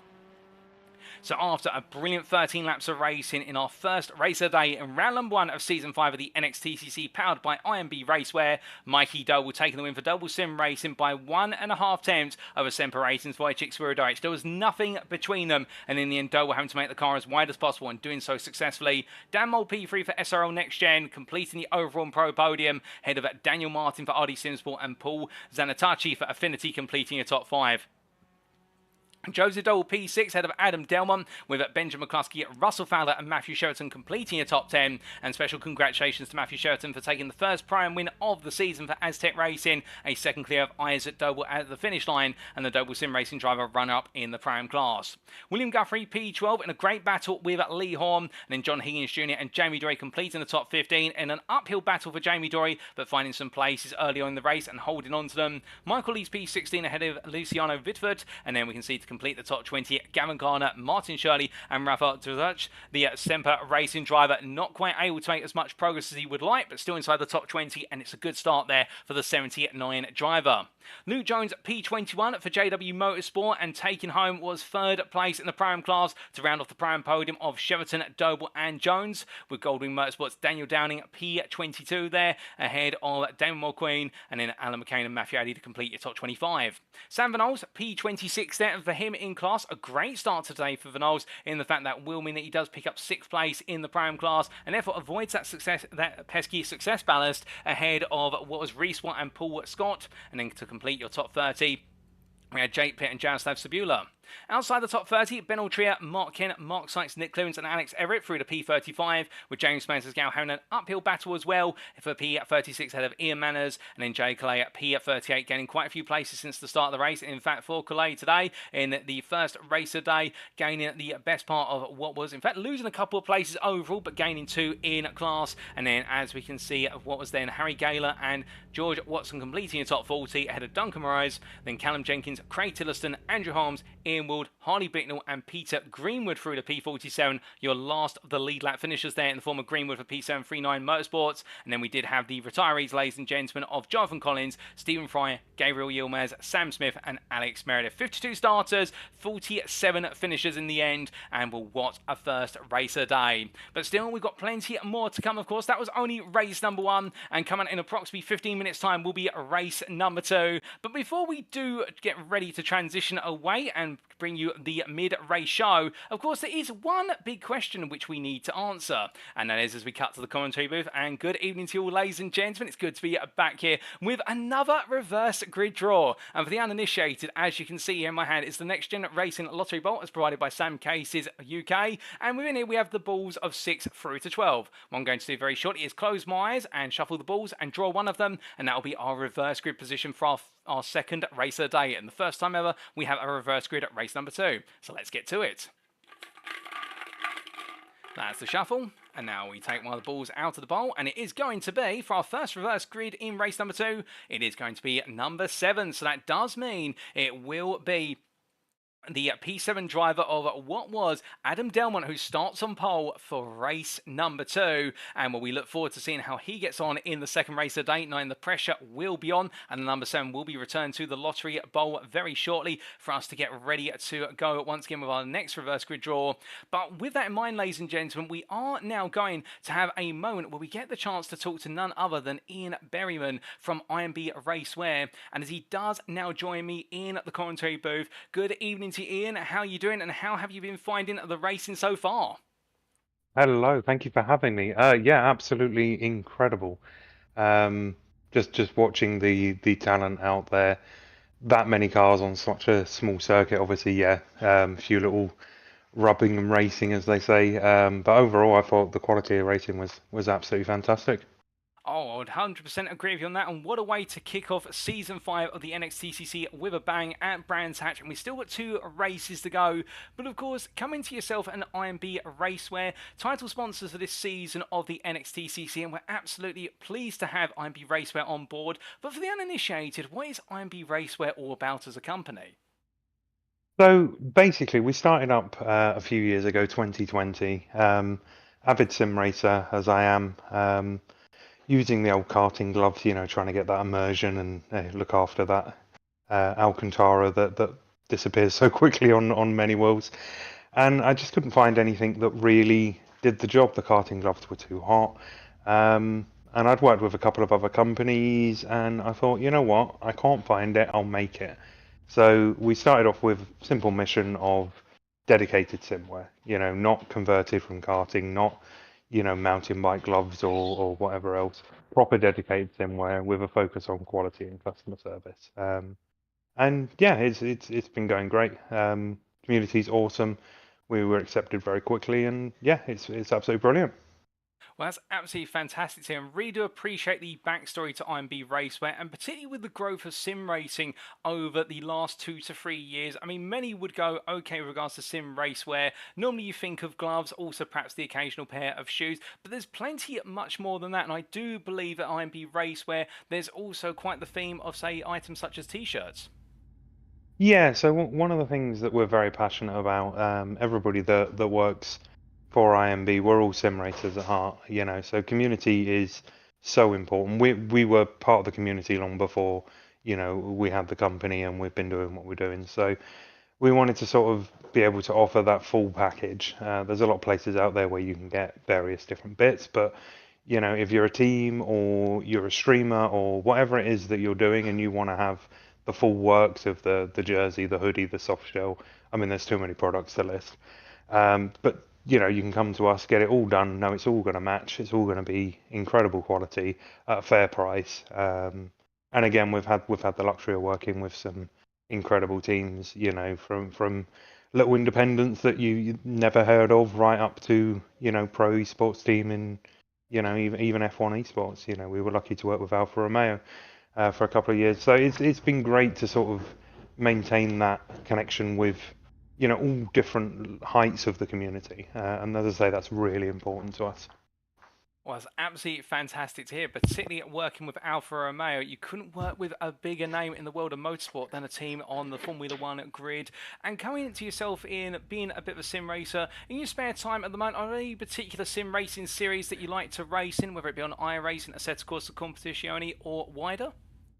I'm really enjoying Timberborn with the Beavers, but no, my I'm a huge F1 fan, so anything that's got single seaters in it, Assetto Corsa, obviously the F1 game. I don't know if that counts as a sim, and obviously iRacing has got some incredible single seaters. But yeah, if it's got wheels on it and I can jump in and have a little bit of time and enjoy some racing, whether it's casually or with friends. Don't so much do the competitive stuff. Not good enough, to be honest.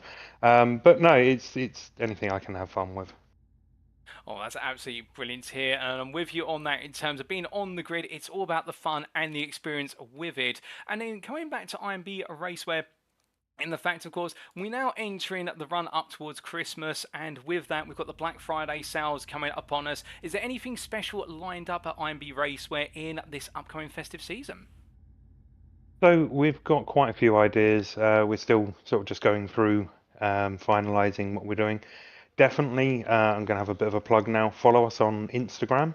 We're planning on doing a post on Instagram announcing a bit more, and anybody that's following us and drops us a comment will get an extra bit of sneaky discount or maybe a little gift. As I say, we're working through the details, but definitely keep an eye out on Instagram for us.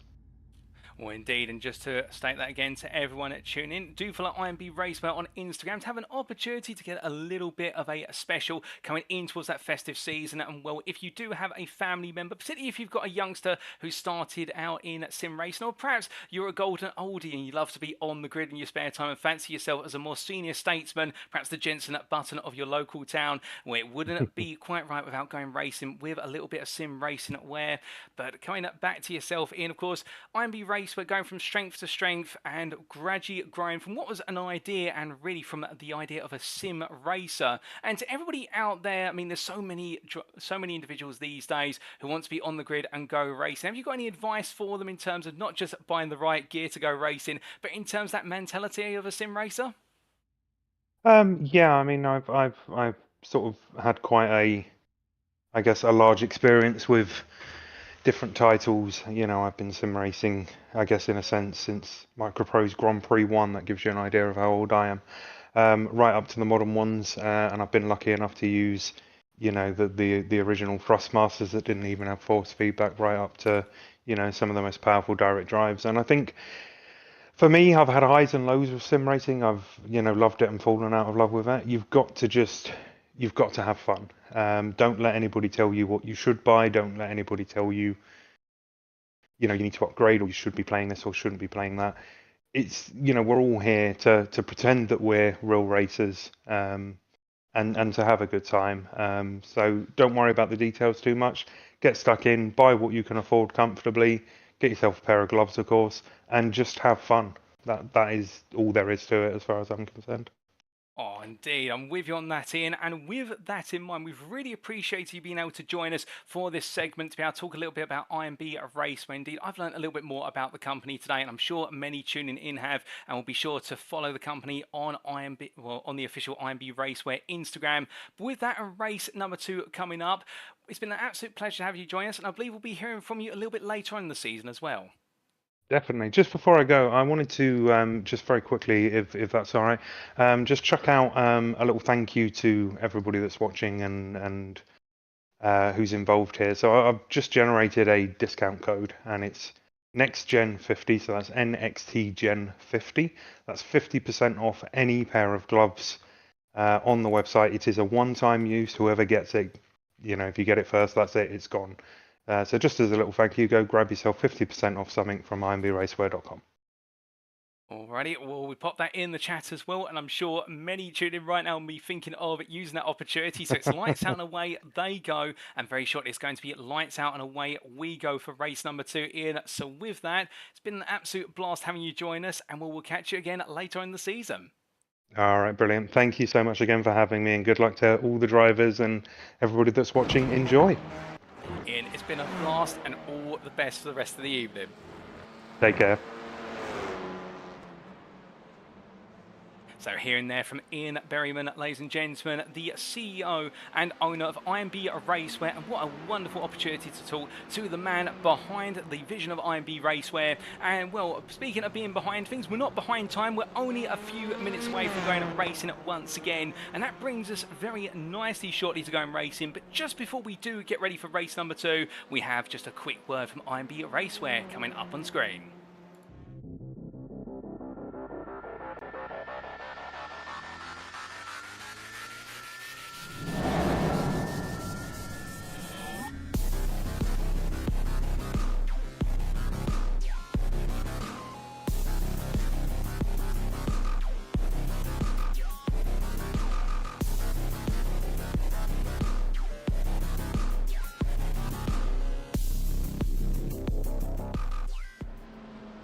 And with that, ladies and gentlemen, we are back for the build-up to race number 2. We are only 4 minutes away from going racing once again. Indeed, how does the time fly? Would you believe it? We just had a word with Ian Berryman from IMB Racewear, and now we're all set to go once again here for our second race of the day. And, well, that second race, 13 laps in duration, once again at the Brands Hatch Grand Prix circuit. Of course, we stay here for the entirety of round number 1. And ambient temperature now down to 21 degrees centigrade, but conversely, track temperature up to 38 degrees centigrade. It's getting very warm on the British tarmac around here, and who will be able to handle the heat when we go green flag once again? Well, we had an absolute thrill of our first race today. 55 cars almost on the grid, 52 in fact in totality, and we got to see all 52 of them make it on through at least the first 4 corners absolutely safe and sound. But then things did get a little bit haywire for a couple of drives after that point, but the point being that we couldn't have had a cleaner and more enjoyable start to our racing this season. And well, we still have plenty more to go as we make our way into the second race of the day. And well, speaking of more to come, we do have another driver joining us on the grid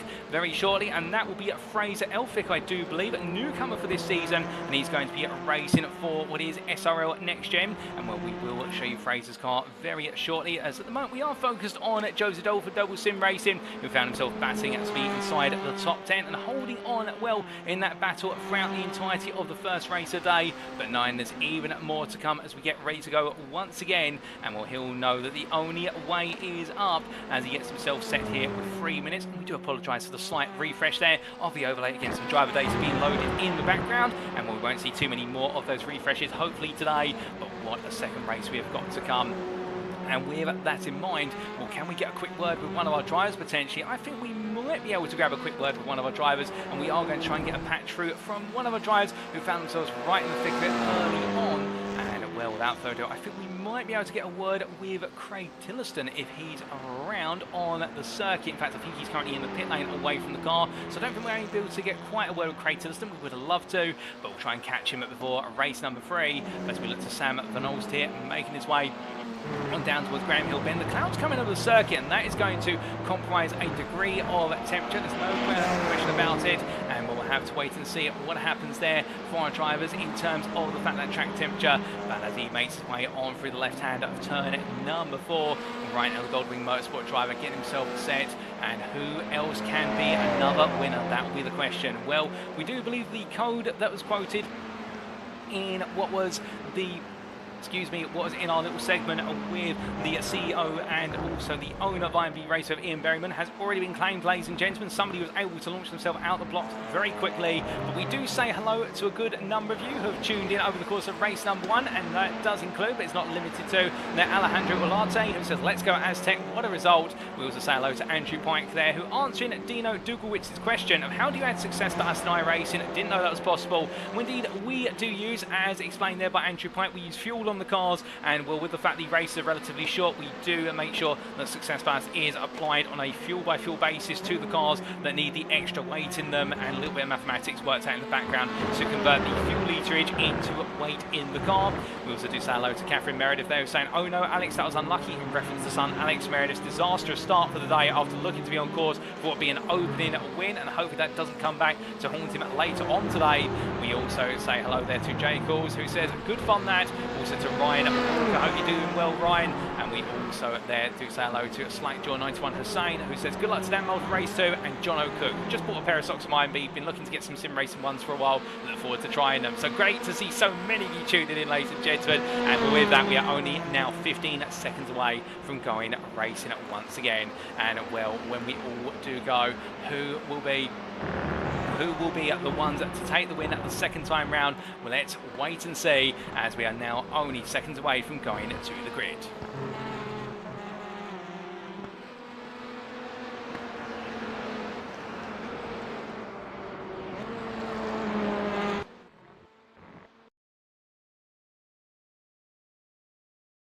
So our drivers make the way onto the grid for the second time today, and this is how they'll line up for race number 2. With a top 7 reverse grid, it is Adam Delman who takes pole position for SRL NXTGEN, joined on the front row by Joseph Doble for Double Sim Racing. Paul Zanatachi starts P3 for Affinity, joined by Daniel Martin on the second row of the grid for RD Simsport, and it's Dan Mole P5 for SRL NXTGEN, joined by Semper Racing's boy Shakespeare Dorridge. For race 1 winner, Mikey Doble starts P7 for Double Sim Racing, joined on what is the fourth row of the grid by Benjamin McCluskey for NXTGEN Pink, and it's Russell Fowler for Performance Link Esports, and Matthew Sheraton, prime winner in race number 1, who complete your top 10 there. The Aztec Racing drive being followed up by Isaac Doble on row at number 6, and he's joined on the 6th row by William Guthrie for Full Tilt V Motorsport. And then we have behind him on row at number 7 Lee Horn and John Higgins Jr., Jamie Doy and Michael Leese, and then it's Luciano Vitford and Gavin Garner on row number 9, with the top 20 being completed by Martin Shirley and Rafael Zuch. As then we see the Semper Racing drive being followed up by Luke Jones, P21 for JW Motorsport, and Daniel Downing. But we have to stop the run through there, ladies and gentlemen. The grid is set, it's time for the lights. 1 red light, 2 red lights, 3 red lights, 4 red lights, 5 red lights. And it's lights out and away we go for another 13 laps of racing here in the Garden of England as Adam Delman looks to get a good start. Joseph Doble doesn't quite get the launch he wants, looks up the inside into turn number 1, but it's not going to be this time as they make their way through. Meanwhile, look at Martin versus Zanatachi as they head out to turn number 1 and up the hill. Zanatachi defending hard to the inside. Meanwhile, Martin looking around the outside here behind Dan Molden for Spirit Dorridge now going toe-to-toe. Remember, they've now got success ballast in these cars as well, so we are going to see that weight start to play a key factor here as they make their way down in towards Graham Hill Bend for the first time. And through they go. Jojo around the outside there. Delman under increasing pressure. There has been an incident at Druids Bend, we should point out, that we haven't had on camera at the moment. As we stay focused on the batting at the front of the field, we will take a look back shortly, but meanwhile, it's still Martin versus Zenatachi as they make the way out of turn number 4. Behind them, Dan Mould now starting to get in the mix. There's a drag race getting increasingly close to the back of this group now as they make the way through further behind Vidford, looking up the inside there of Lees. In fact, having a look up the inside of Dory there, we should correct ourselves and trying to chase down Michael Lees. But Vidford right now, the Brand Esports driver Jamie Dory and Martin Shirley behind. And when Martin Shirley takes a quick sneak peek up the inside into Sheen, can't quite find him. Meanwhile, Dorridge up the inside there, roaring in on the brakes versus what is Dan Mould. And Mould being made to go deep, and as a result now, it will be Mikey Doe who tries to come through as well. But it's going to be 3 wider as they come down to the braking zone. Oh, goodness me, and that's gone very, very wrong for Matthew Sheraton, who under braking, I think, may have been in some contact with one of the cars there that sent him out towards the tyre barrier. But Matthew Sheraton's race has come to an abrupt standstill there in the gravel trap, and I think it may be that contact which upsets the balance of the rest of this race. Isaac Doe was in the mix there on the inside. Was there contact? Well, meanwhile, was there contact? There definitely was some here as they make the way up the hill. That's going to be 3, almost 4 wide here. Going up into Druids Bend as McCluskey finds himself coming out of the gravel. Meanwhile, contact there as it is going to be Dory who's turned sideways. Well, race number 1 was the calm before the storm, because right now it's absolutely pouring with moves, some of them legal and some of them questionable, as they make their way in towards turn number 3. And as they come through the left-hander right now, more progress being made. Daniel Downey up what is 12 places in the Pro-Am class compared to his relative, and therefore the Goldwing Motorsport driver here really making major progress early on as he comes through the left-hander of turn number 4. Will right now continue to progress on as he makes his way up towards Hawthorne's corner, and from him we see Sam Van Olst behind, and Van Olst here going side by side with Benjamin McCluskey. Keep in mind McCluskey, the pro who was turned on the run towards the start of this second lap of the race, and therefore right now trying to make his way back into the fighting as they come out to turn number 5 and in towards 6. Well, side by side there with McCluskey they go through the right-hander, and Van Olst trying to go around the outside, still holding on as they make the way up the rise very shortly. But as they do so, well, who's going to back out? Surely Van Olst has got to back out on the outside line. There's no way through, and in the end takes a little bit of grasp with him and insisting that he's going to stay in that fight, but in the end not working out, and therefore it will be McCluskey who takes the position. But as they do, meanwhile a bit further behind, Nick Clements here fighting with Paul Scott for P28, and with the iRacing Esports driver trying to find a bit more progress as we see Alex Everett there with flash of lights trying to go around the outside again with Gardner, and Everett's going to get it done here in the Honda as Gardner's into the pits now. I think there's some damage on the Audi RS3 for Next Gen Racing Pink, so therefore Everett will gain a place as they make the way up towards turn number 1. Scott flashing his lights eagerly there, trying to distract as they make the way into the braking zone. Car going slow on the inside there, and I believe that car parked up will have been the car of what was, unless I'm very much mistaken, whereas the all white car, so I believe it might have been the car of what was Sabula. Well, no, can't quote me on that one at the moment. In fact, Jaroslav Sabula's just in front there, so it was another car in fact, so therefore we'll have to wait and see whose car that was initially. But meanwhile, as Alex Everett here tries to break away from always Paul Scott behind, we look from them to a bit further behind, and this is George Watson versus Mark Kent and also Jay Calais, as Calais going around the outside of Kent, goes a bit deep into Surtees, but he'll bring it back here as we've got a car off, and that pointing the wrong way is, I believe, by the JW Motorsport cars of Reese Watt, who's a Damon Queen's gone round at what is Surtees corner. So more drama in lap number 3 here. We've got quite a few stories to tell very shortly, but meanwhile Watson here does get on past Mark King, gets it in the run to Hawthorne's corner. It's another place gained, as meanwhile looking all the way back up the order for Suedorich versus what is Zanatachi here, and Zanatachi on the inside. Suedorich getting up the inside in the run towards Sheen, and he's going to get the move done as they make the way out to the corner. And we ride on board here and look back from the Semper Racing drivers. You can see Mikey Doe now looking up the inside, the Affinity driver Zanatachi, as they made the way through turn number 9 and onwards on towards lap number 4 here. We've only had 3 laps of racing so far, but inside this top 10 it's been as ferocious as we expect it to be, if not more, as they head over the rise and in towards turn number 1 they go once again onto the brakes. And from here, well, right now you can see how Isaac Doe trying to get in the mix as well. The prime leader is a long way clear of Daniel Downing, but as they head in towards the braking zone, well, right now Isaac Doe trying to make some progress here past Lee Horn once again to more overall places in order to assist the team in the Teams Championship. Remember, this series is contested over both drivers and Teams Championships, and as they make the way through the left-hand at turn number 3, well, Isaac Doe right now definitely enjoying the racing out there, but some drivers who did enjoy a good start to this race, we take a look back at what happened on lap number 1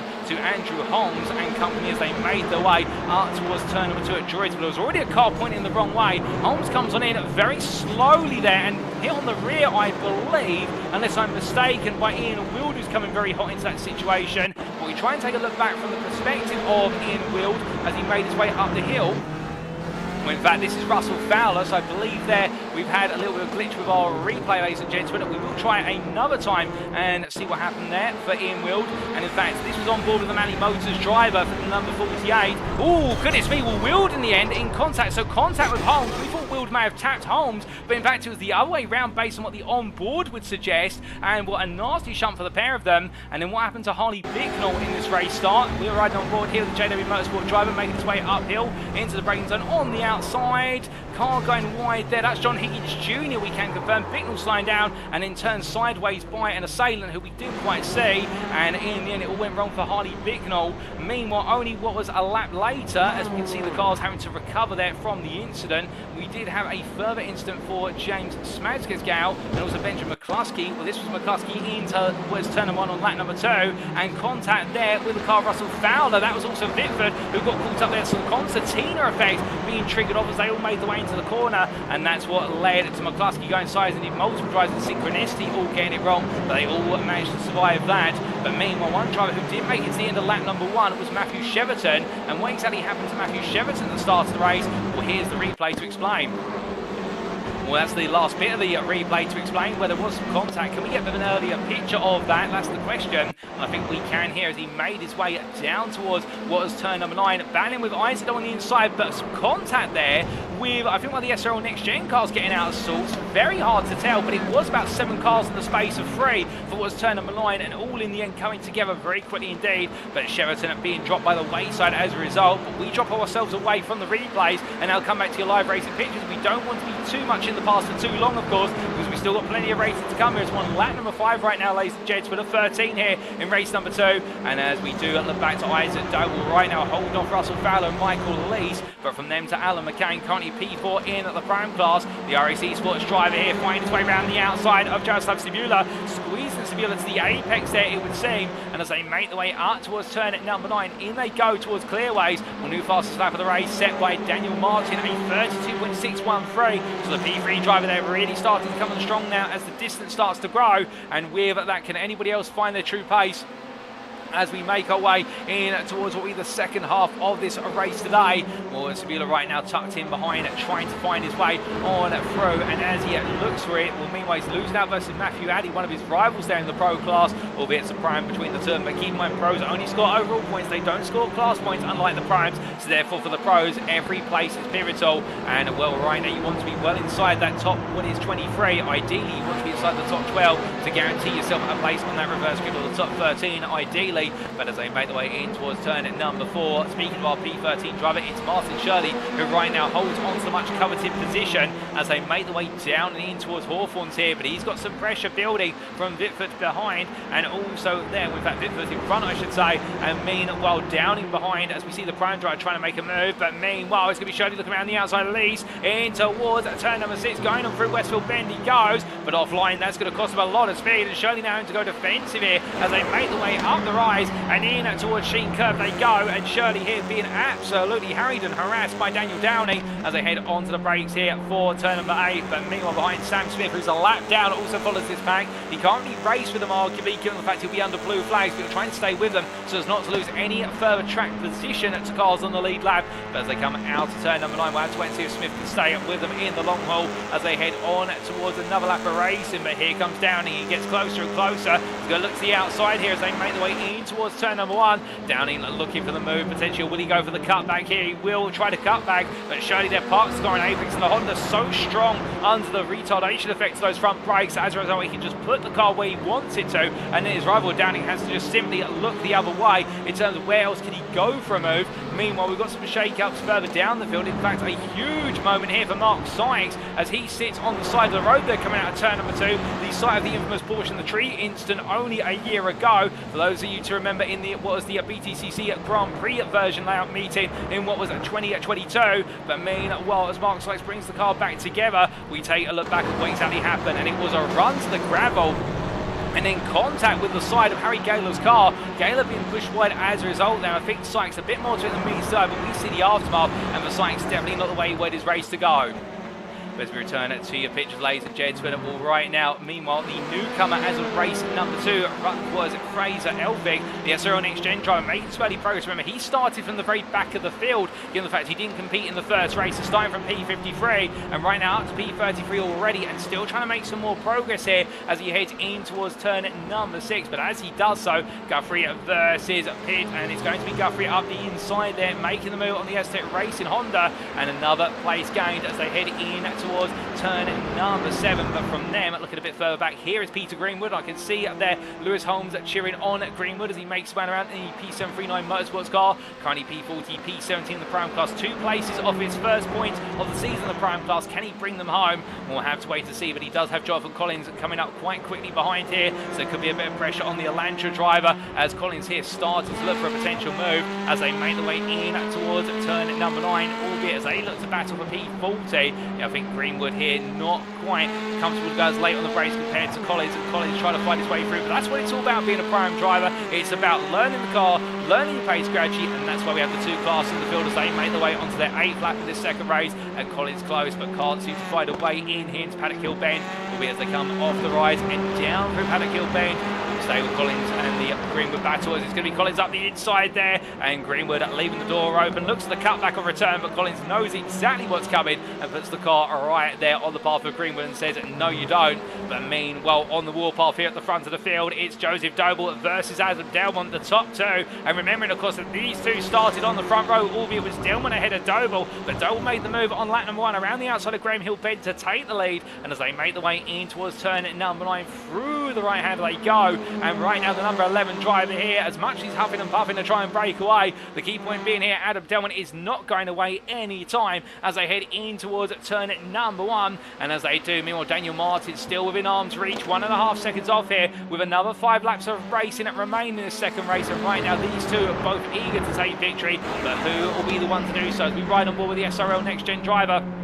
As he comes on through the right-hander of Druid, you can see they're all over the back of Doble, and we'll understand that he's got a little bit less weight in the car by comparison with Joseph Doble, given their finishing position to race number 1, and therefore Adam Delmont right now really keen to make a move, but he won't be if he runs that wide out of Graham Hill Bend on a regular basis. If anything, he might be subject to what will be a post-race time penalty if he's considered to have gained time from doing that, but not this time as he makes his way up towards Hawthorne's corner once again. But Daniel Martin now only 1.2 seconds off, is closing little by little, and therefore we could have a three-way fight for the win come the end of this race. As they head on through Hawthorne's. Meanwhile, looking a bit further back to Dan Mould. Well, right now he's chasing after Mikey Doble, and then you can see Lee Horn looking for the move here on none other than Zanatachi as they make the way out to the right-hander of Hawthorne's and in towards Westfield, and it's going to be Lee Horn who puts a dip to the inside, but then it will be Zanatachi who covers it off, but Horn switches back to the outside, trying to go a little bit of a dummy there, trying to get Zanatachi offline. It happens again here, going through Dingledale up into Sheen, and as they make the way through the right-hander here, nose to tail, meanwhile Isaac Doble tucked in behind, Horn now having to go defensive as a result there offline, and it's going to be an opportunity for Zanatachi to break away. Meanwhile, P10, we do have performance link there in the YouTube chat cheering on this man, Russell Fowler in the 61, the Audi RS3 driver, trying to keep Luciano Vitford at bay, but Vitford on the outside, they're going in to the right-hander of Clearways, and as he does so, Fowler immediately on the charge, back on the brakes. The Audi holds on for now, as meanwhile Michael Lees looks for a move in return as they make the way onto another lap. It's a charge up towards Paddock Hill Bend, but will it be Lees or Vitford who leads this run? It'll be Vitford, although Lees is there on the grass, and there's contact between the two of them, and I think neither one wanted to give way, but in the end, when 2 makes 1 into a corner, it's going to end up in difficulty, and Lees in the end was able to get away with it, more so compared to Vitford, but I think both drivers there may have a word or two after the race, as that was quite the coming together between them, and I think both of them wanted the same ground as we take a look back at what exactly happened. Whereas the run into the corner here, and as they made the way, and Vitford trying to squeeze the door there, hoping that Lees would back out with the small overlap that he had, but in the end, neither driver wanted to, and we see this on board from Lees's perspective here, and you can see the door is closing, goes on the inside, and well, I think when he looks back on that one, he may think to himself, did I really need to go for it then and there, given the pressure that I was able to put on, but still, in the heat of the moment, you can understand why the 55 driver went for it for JW Motorsport, but again, give us your thoughts on that one, ladies and gentlemen, we're in the commentary booth, we're not in the stewards room. And I tell you one thing, I think the stewards will have their work cut out for them in race number 2 here today. But meanwhile, as we come back to your live pictures, this is Sam Van Olst currently in at P14, keeping the whole pack of pros of Dorian, McCluskey, adding Sabula behind. The prime driver right now digging in for 3rd place in the prime class, and also digging in for his first overall points for his championship campaign on his debut here today, which will be a huge achievement. But meanwhile, pulls that thought for a moment. The battle for the lead is back on here. Down and up the inside of Joseph Doble. Joseph Doble loses the rear of the car under braking. The rear brake bias turn in the rear of the car around, plus the bump in the road. And with that, Adam Delmont retakes the lead. But now look at Daniel Martin. Martin trying to come on strong here in the closing stages. Only what is 3 laps remaining, including this lap. And right now, the RD Simsport driver every which way and there on the back of Doble as they make the way through the left-hander and trying to put a bit more pressure on. But can he find it? Not quite now, but he may be able to right at the end here. Should Joseph Doble have another moment like that? Meanwhile, looking a bit further back, we come back to the battle we were talking about only moments ago, and well, here is Matthew Addy. He's fallen behind McCluskey and just like Sabula quite recently, but in particular Sabula's made the progress there past McCluskey and Addy joining as they make the way in towards what is at Surtees corner. McCluskey on the inside defending versus Addy, and as they make the way out to left-hander, no change between them at the moment. Alan McCain also there, only 1.5 tenths off, and the iRacing Esports Elantra is now looking to try and make a move of its own.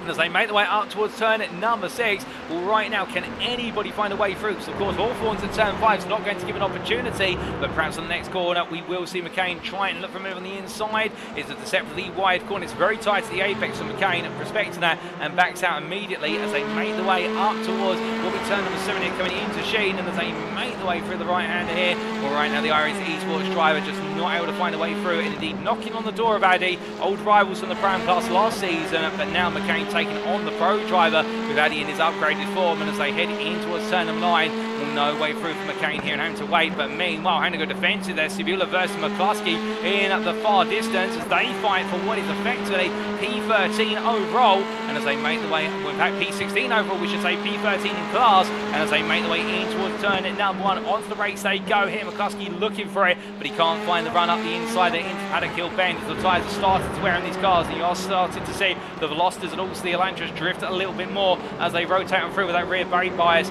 Meanwhile, from them we look back to Jay Colley here, still fighting versus Harry Gaylor for P10 in the Prime class, always P26 overall. They've got Mark Kent just in front of them, and the full tilt B motorsport drivers of Kent and Gaylor trying to hold on here for a double top 10 finish in their class, which would be some great points for them, as Fraser Elphick meanwhile now looking to try and make progress into P29 versus Alex Everett, and having come from P53, this could be P29 by the end of the run in towards turn number 4. Elphick's going to go for it. It's going to be Everett, leaves the door open, but then he shuts it on the late apex. The Honda can do that, given its ability to be the latest on the brakes of everybody, and therefore Elphick made to wait a little bit longer as they come out of the corner, and onwards they go towards turn number 5. But as they charge away down the hill, you can see behind John Higgins Jr. a lap down still there, albeit only able to watch a distance here as we have had a bit of a run wide from Everett. That's going to release Elphick and also Higgins Jr. on through. We also had some smoke coming on through from a car that drifted. I do believe that may have been the car of what was Mark Kent getting it slightly wrong in front, but meanwhile from them we do look back to your leaders here, ladies and gentlemen, as Adam Delmont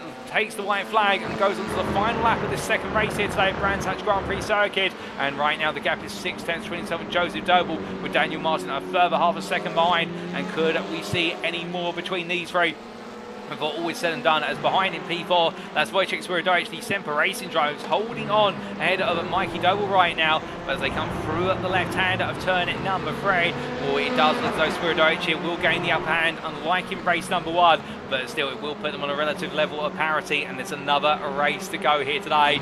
Meanwhile, Russell Fowler looking around the outside there versus Martin Shirley. These two side by side going through Graham Hill Bend. They continue their side by side into Surtees, but Shirley gets ahead, stops the car in time, and now Fowler's got to try and find a way back, but as they power their way on down towards Hawthorne's right pilgrimage drop here, we look back for Shirley's car, and the 4 rings of the Audi looking closer and more menacing with every meter run.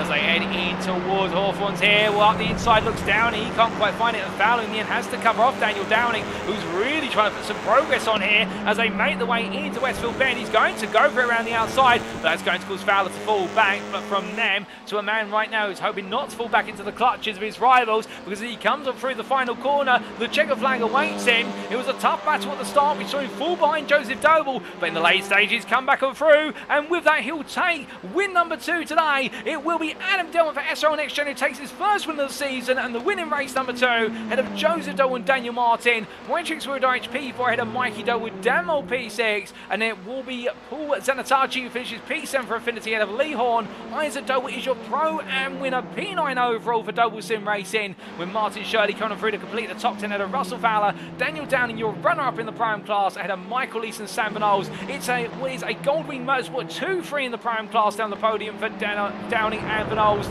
and then more drives to come on through still as we look a bit further back. Harry Gaylor P25 there for Full Tilt B Motorsport, ahead of Mark Kent and Jay Calais, and then meanwhile we have P35 Nigel Stock Progressed Autosport coming across the line there ahead of Craig Tillerston, who will make his way through shortly for FR20 Sim Racing, the number 34. And then we will have Reese Watt, Jonathan Collins, Matthew Sheraton and Harley Bignell, who will complete your top 40. More drives still making the way to the line, ladies and gentlemen. Always fantastic to see so many starters and so many finishers as well. And we'll Harley Bignell here crossing line P40 in the number 99, and he'll be just ahead of Peter Greenwood, who in the end couldn't quite hold on to a top 15 in the Prime class, P19 in the Prime class, P41 overall. And then there's still another race to go. Dale Queen comes on through for P42, and then it will be after the Synergy Sim Racing driver Callum Jenkins, who makes his way to the line here, the Aztec Racing driver in the number 19. And then our last lead lap finisher here in our second race of the day will be Andrew Holmes, the priority, who crosses the line at P44 there after a nasty shunt into what was Druids Bend on the opening laps, cost him very dear. But as he goes on to his cool-down lap, meanwhile, a number of drivers into the pits already, including what is there, Joseph Doble and Adam Delman just in front of him, Daniel Martin as well. Wojciech Swierdowicz are now bringing the field on in from P4, and the Semper Racing driver here, he'll be happy he got the upper hand over Mikey Doble in this race, but you'll know now the big race that is coming is the one that's all to play for in the race number 3 of the day, the majority reverse grid of P13 through to P23, and where will he find himself in all of that is the big question. As all the drivers come into the pit lane, they'll be starting to think about it, and keeping in mind the driver who's guaranteed to be in that reverse grid will be Michael Lees, who's going to be at P13 from this race. Meanwhile, P23 Ian Manners, he may have an outside chance. If the numbers 11 and 12 come out of the Lottery Bowl, he could be on pole for the final race of today. And well, that's the excitement factor that's now building up. But before we get to that, let's take you through those race results subject to any stewards' inquiries, and here they are. So after another 13 laps of thrilling racing in race number 2 here of round number 1 of season 5 of the NXTCC, brought to you on iRacing, powered by IMB Racewear, Adam Delman, the SRL NXTGEN driver, bringing home his first win of the season. They're 6 tenths clear of Joseph Doble, the Double Sim Racing driver, runner-up and holding of RD Simsport's Daniel Martin to the line. They made your overall podium, and behind them, Wojciech Swierdowicz, P4 for Semper Racing, with Mikey Doble for Double Sim Racing, P5, and then at Dan Mould, Paul Zanatachi, Lee Horn. They completed your top 8 of all pro drivers. And behind the next gen with Sam Case's driver, Isaac Doble there, your pro and winner for Double Sim Racing at P9. He'll be absolutely pleased with that, but he also knows the fact he's going to be carrying quite a bit of success ballast into the final race of the day.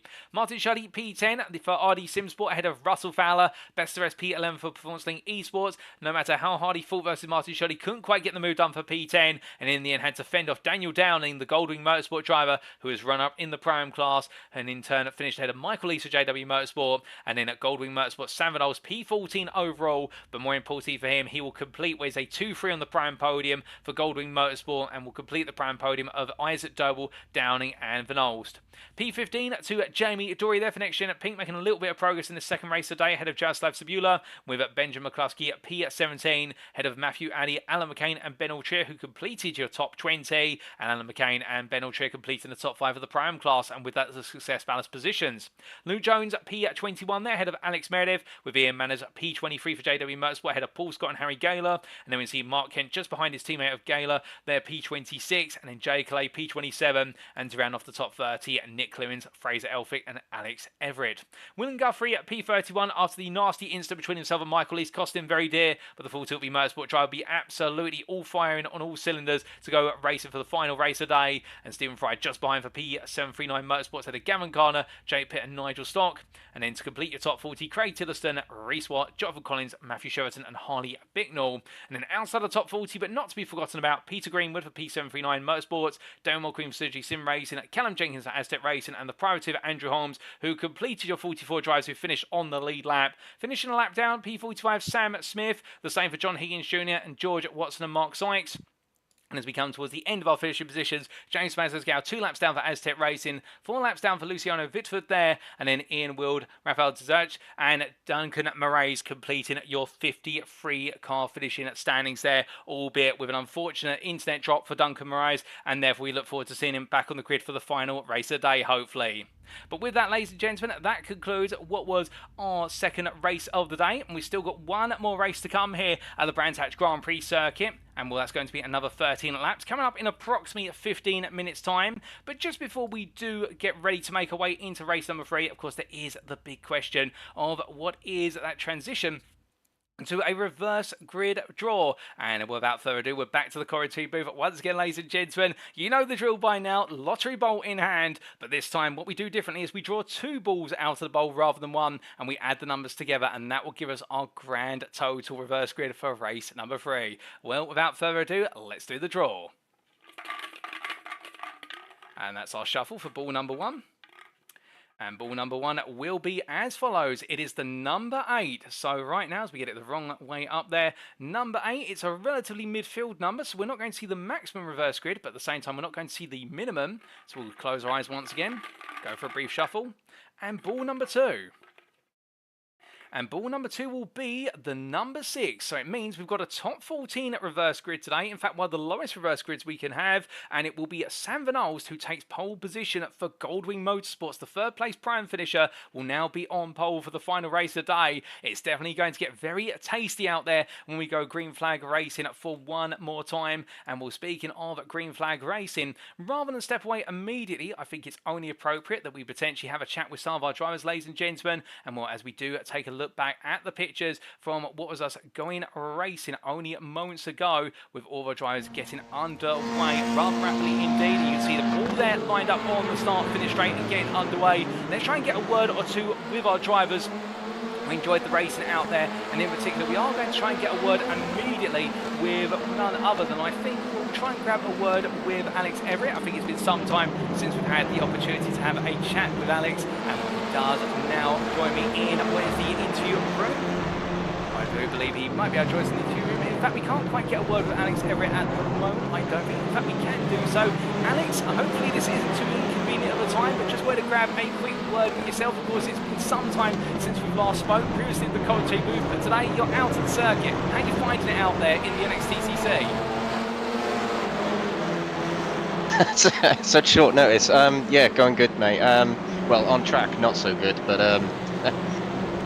yeah, struggling a little bit. I've only just started driving these cars today, so it's quite a shock compared to race room, which is my protocol really for touring cars. So I've got a lot to learn, but race 2 was certainly an improvement pace-wise from race 1.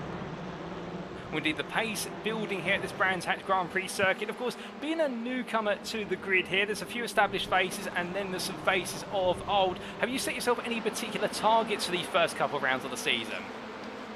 No, I haven't set any targets. I don't know what to expect really from this series. I've raced against a lot of these guys on race room in the past, so I kind of compare myself to them.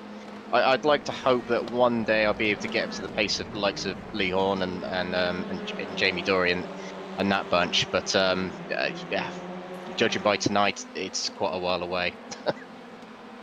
Well, there's plenty of time for you to gradually find that pace out there. You've decided to go for the Honda Civic Type R this season. Any particular reason? Because my teammate told me to drive it. That's literally it. I didn't really mind which car we drove, and he said, let's drive the Civic. So I said, okay. All fair play. And speaking of your teammate, of course, for Crest Autosport, it's yourself and Nigel Stock on the grid. What's the mood like in the camp? Because, of course, Nigel, a very established Next Gen Racing Championship Series driver, in fact, championship winner as well, so you're in good company. Yeah, I hope. Yeah, I think so. Nigel knows the field quite well, so we talk a little bit about who we're battling and that sort of thing. But I think, yeah, Nigel's not, I don't know what Nigel's expecting here, but he's struggling to sort of make it on time for these races tonight. So, well, he's going in for the rest of the season. So it's going to be a bit tricky for him and myself. We've got limited time to practice, but we're just hoping for good battles, to be honest. We're not really gunning for any championships or anything like that. We just want to have fun. Well, that's what it's all about at the end of the day, having fun. And with that, we'll leave you to it and let you get a little bit of a breather, Alex, before race number 3. But good luck for the final race of the day. Yeah, thanks very much, Paul. Good to speak to you again. So hearing there from Alex Everett from Crest Autosport, and well, giving us his quick thoughts there on making his debut on the NXTCC grid and putting the emphasis on finding his pace, finding the feel for the car on iRacing after spending a lot of time on touring cars on Race Room, and well, just trying to see where he fits into the pack, and as time goes on, improve upon that pace. And as he mentioned there with his teammate Nigel Stott on the grid there, and well, as he takes a bit of a breather before race number 3, we're going to step away for a little bit, ladies and gentlemen, for the build up to race number 3 as well. So we'll be back in approximately about 3 to 4 minutes time for the build up to race number 3. Don't go anywhere, you won't want to miss it. We'll see you very shortly.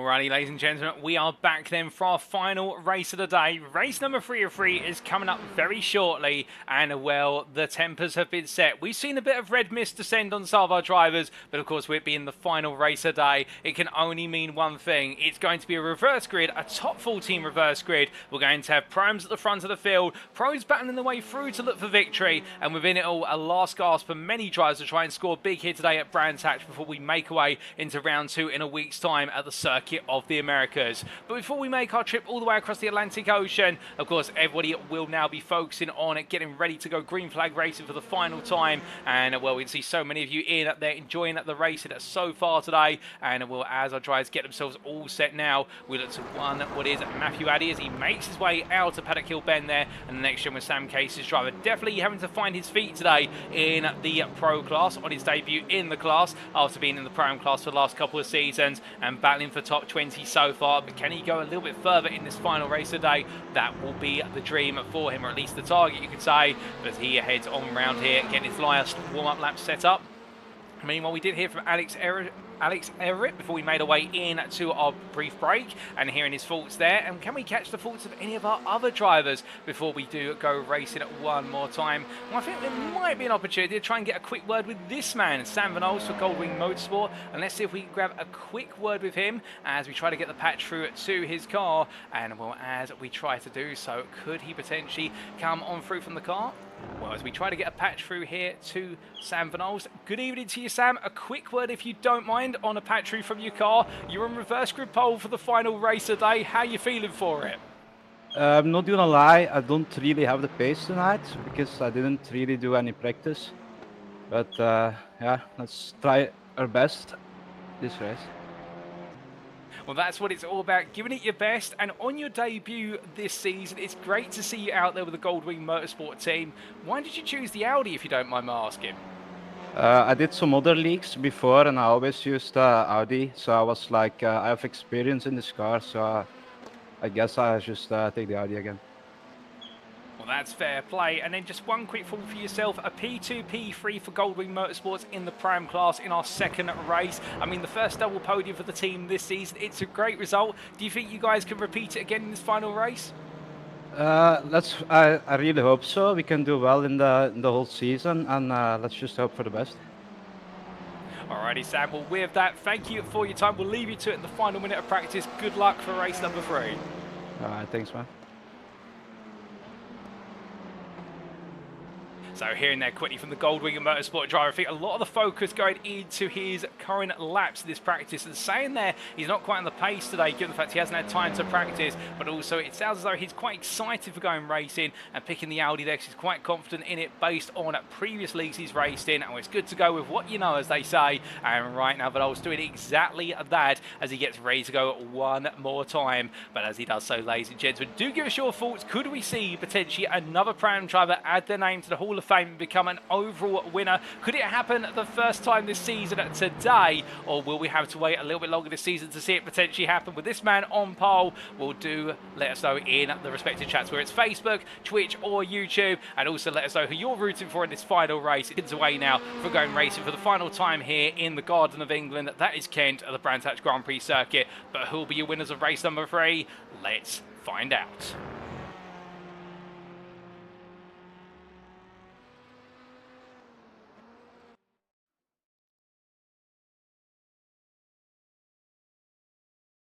So our drivers make their way onto the grid once again. This is how they'll line up for the final race of the day. And it's Sam Van Ols who takes reverse grid at P14 pole for Goldwing Motorsport. The Pro-Am driver joined on the front row by your Pro pole sitter of Michael Lees for JW Motorsport. Behind him on row number 2, it's Daniel Downing for Goldwing Motorsport and Russell Fowl for Performance Link Esport. And then behind them, starting in what is a rather good P5, Martin Shirley for RD Simsport, joined on the third row of the grid by Eyes at Doble for Doble Sim Racing. We then have on row number 4, for Lee Horn for Next Gen with Sam Cases, and he's joined there by Paul Zanatachi for Affinity, and the top 10 being rounded out by SRL Next Gen's Dan Mould and Mikey Dole for Doble Sim Racing. Wojciech Swierdowicz starts P11 ahead of Daniel Martin on the 6th row of the grid, and then we will see behind him on row number 7 the pair of Joe Zadol for Doble Sim Racing and Adam Delman for SRL Next Gen, with Jamie Dorian and Jaroslav Sabula on row number 8, Benjamin McCluskey and Matthew Addy on row 9, and the top 20 being completed by Alan McCain and Ben Altrier in their battle for P4 in the Prime class. But the grid is set, ladies and gentlemen, the lights are on, it's time for us to go racing, and it will be 1 red light, 2 red lights, 3 red lights, 4 red lights, 5 red lights, and it's lights out, and away we go for the final time today. Sam Van Olsen looks to get a good start of the line, but look at Michael Lees immediately attacking around the outside. Van Olsen's bogged down, and Lees going for the lead, but as they make the way on through, can he get it done? Van Olsen's still there, 3 wide behind as well, as Downey tries to hold on, but it is going to be Lees who takes the lead there as he makes his way in towards Druid's Bend. Meanwhile, Martin showing out the inside, goes very hot on the brakes. Daniel Downing being muscled wide there, and as they bring it back together and down towards Graham Hill Bend, well, I'm not sure there's a precursor to that, but right now Daniel Downing falling down the field like a stone, and well, I think that knock has definitely upset the rhythm of the Golden Motorsport Elantra as he makes his way up towards Surtees Bend for the first time, but behind everybody on through the opening corners, or the most part of the field through the opening corners safe and sound, and as they all head up through the left hand of Surtees corner. Well, right now we have had the car off. In fact, we've lost Sam Van Olsen, I think, up front. In fact, he's had a brief off, but he has returned. We should correct ourselves. They're having a bit of a cut on the kick down towards what was Pilgrim's Drop, but meanwhile all the field coming on through. Daniel Downing right now being absolutely swarmed by pro drivers here, as Mikey Doe will look at the inside going in towards Westfield Bend here, and meanwhile behind Dan Mould and Wojciech Swierdowicz also trying to get on through. But the key change here is that Mikey Doe was getting multiple places off the start line, a huge gain there, but he's still battling side by side as they make the way in towards Sheen. Can he get it done? No, Downing there holds the outside, gets the position held off. A very nice move from Daniel Downing, good defensive driving, and Doe will have to wait his turn as Wojciech Swierdowicz right now, who we ride on board with. The Semper Racing drive finds himself right in the mix of it all. He does have Daniel Martin just behind him. Meanwhile, it is going to be Mould in front of him, Mikey Doble, so as they make the way towards the end of this lap and on to the next one. The number 80 driver here, well, he's not really made any progress at the start of this race, and instead right now he's out to wait by this time and go on the offensive on lap number 2. As they charge way on to the second lap and come through Paddock Hill Bend. Well, right now, the number 80 driver here, he's close. So you see they're Doble up the inside, going on through, and down they go in towards Paddock Hill Bend, and now it's towards Druids. And as they charge away uphill, Doble on the inside this time, and I think this will be the move all said and done. And I don't think Downing's going to have a response this time around as they come down towards turn number 3. But from then, we look to Adam Delman behind us. Delman here looking at around the outside, and as he does so right now, Daniel Martin get up the inside there. Delman having to run wide, that's cost him a bit of speed. It will be under pressure from where's Matthew Addy as they come in towards Surtees corner. Addy trying to move himself further and further into that top 15. He's currently into P13 by nose, and as they make the way, that's going to be Jaroslav Sabula, who makes it 3 wide as they come onto the run down towards Pilgrim's Drop, and as they do, Jaroslav Sabula, as brave as you would like him to be, in the fact he doesn't just gain 1, he doesn't just gain 2, he gains 3 places in that run, and then Matthew Addy says no you don't and takes one of them back. But as they make the way up towards Westfield Bend, that is sensational stuff from the Polishman,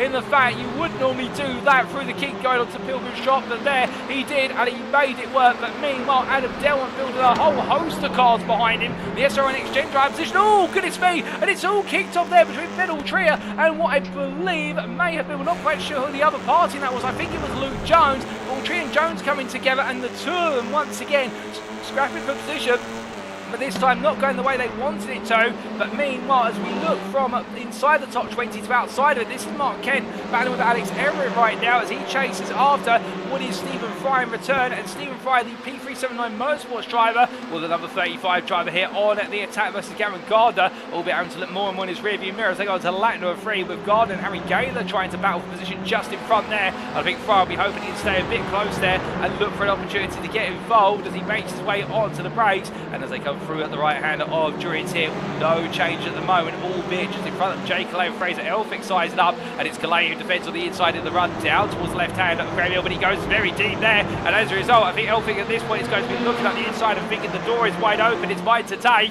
he'll go all in here, and meanwhile Calais going to have to worry more and more about what's behind him, and that's in the form of Gaylor here as the two Graham drivers start to get closer together. But Calais not going to back out in this battle for P21, in fact he's going to be on the inside here in the run all the way down towards Hawthorns, and as they do, Well, right now, it's going to be side by side every step of the way, as meanwhile, just in front of them, the difference is being settled there between McCain and Manners, and Clay does hold off Elphick there in the end. Brilliant race, but he runs a bit wide, and Elphick's going to be back on the inside, or is he? No, he backs out there, recognised it's not going to be a too wide run in towards Westfield Bend that's going to get the job done. Meanwhile, Everett versus Fry, and Everett on the inside, and Fry around the outside, going up for into Sheen, and who out of the term here is going to be the boulder? It will be Everett, who gets that inside line there, and makes Fry sit behind as they head onto the brakes here, and in towards left-hander turn number 8. But as they do, we look back up towards the top 10, and this is the battle for P6 between Shirley and Doble. And Doble right now trying to push a little bit further forward. He has broken away from Swiridorich as Doble, the term normally associated with being close together. And Shirley this time defending on the inside. Car parts there. That's Reese Watt, whose parts there after what was the incident on lap number 1 that we haven't had a replay for as of yet. But Martin Shirley here defending on the inside in towards Druid's Bend, feeling the pressure as they made the way on around. And meanwhile, Daniel Downing right behind, trying to get back into the fight here as they come in towards turn number 3. But Downing here, I think, has to be conscious of the fact that whilst he can invest quite hard in trying to look for a move, at the same time, the Goldwing Motorsport driver's got no pressure on him to finish P3 in the Prime class right now in this second race, and therefore could be some huge points. But meanwhile, speaking of pressure building, well, here's your Prime leader. He's lost the lead this race to Michael Leesa overall, but he's still leading in class. But behind him, he has got rival Isaac Doble, and right now, Isaac Doble keen to not be another runner-up again and instead take the win as they make the way on through the right-hander of turn number 5 and onwards towards 6. But as they charge the way and through, they've got Paul Zanatachi and also Russell Fowler closing, so the pros are making their way closer and closer to top 2 Prime drivers, and I think right now it's going to be a question of when, not if, they can get close enough to get involved.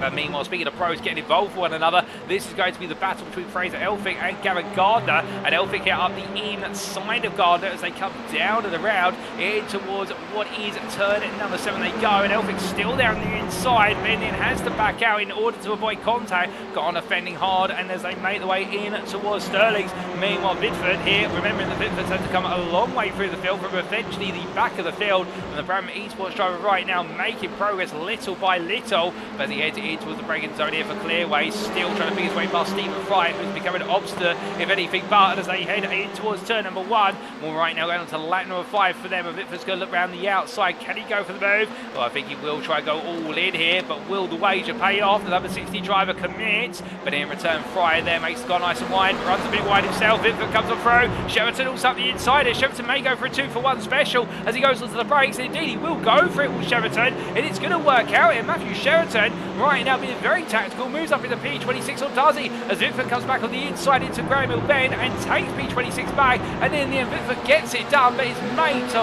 work for it incredibly hard to be right aboard here with the Brabham Esports try looking back, and there is Ben Altria now who says, can I get involved please? And Shepperton slams the door firmly shut and says, no you don't. And now Vitford under pressure from the Honda driver as they make the way on the run down towards Hawthorns here, and still side by side they go as they power their way underneath the bridge and in towards Hawthorns. 2 by 2 they go, much like Noah's Ark, but right now it's over 276 horsepower worth of machinery here rather than animals, albeit behind the wheel they can act like animals sometimes. And as they make the way in towards turn number 6, meanwhile Jonathan Collins picking up there where Shepperton's gone wide, and as a result now finds himself battling with Duncan Moraes, with Moraes of course having that disconnection in what's race number 2, not able to get to the grid, the unfortunate retirement, and therefore as they come in towards Woody's Sheen Curve, right now Collins caught up behind Shepperton, and in return he's got the pressure of Andrew Holmes, with Moraes just trying to make himself as wide as possible.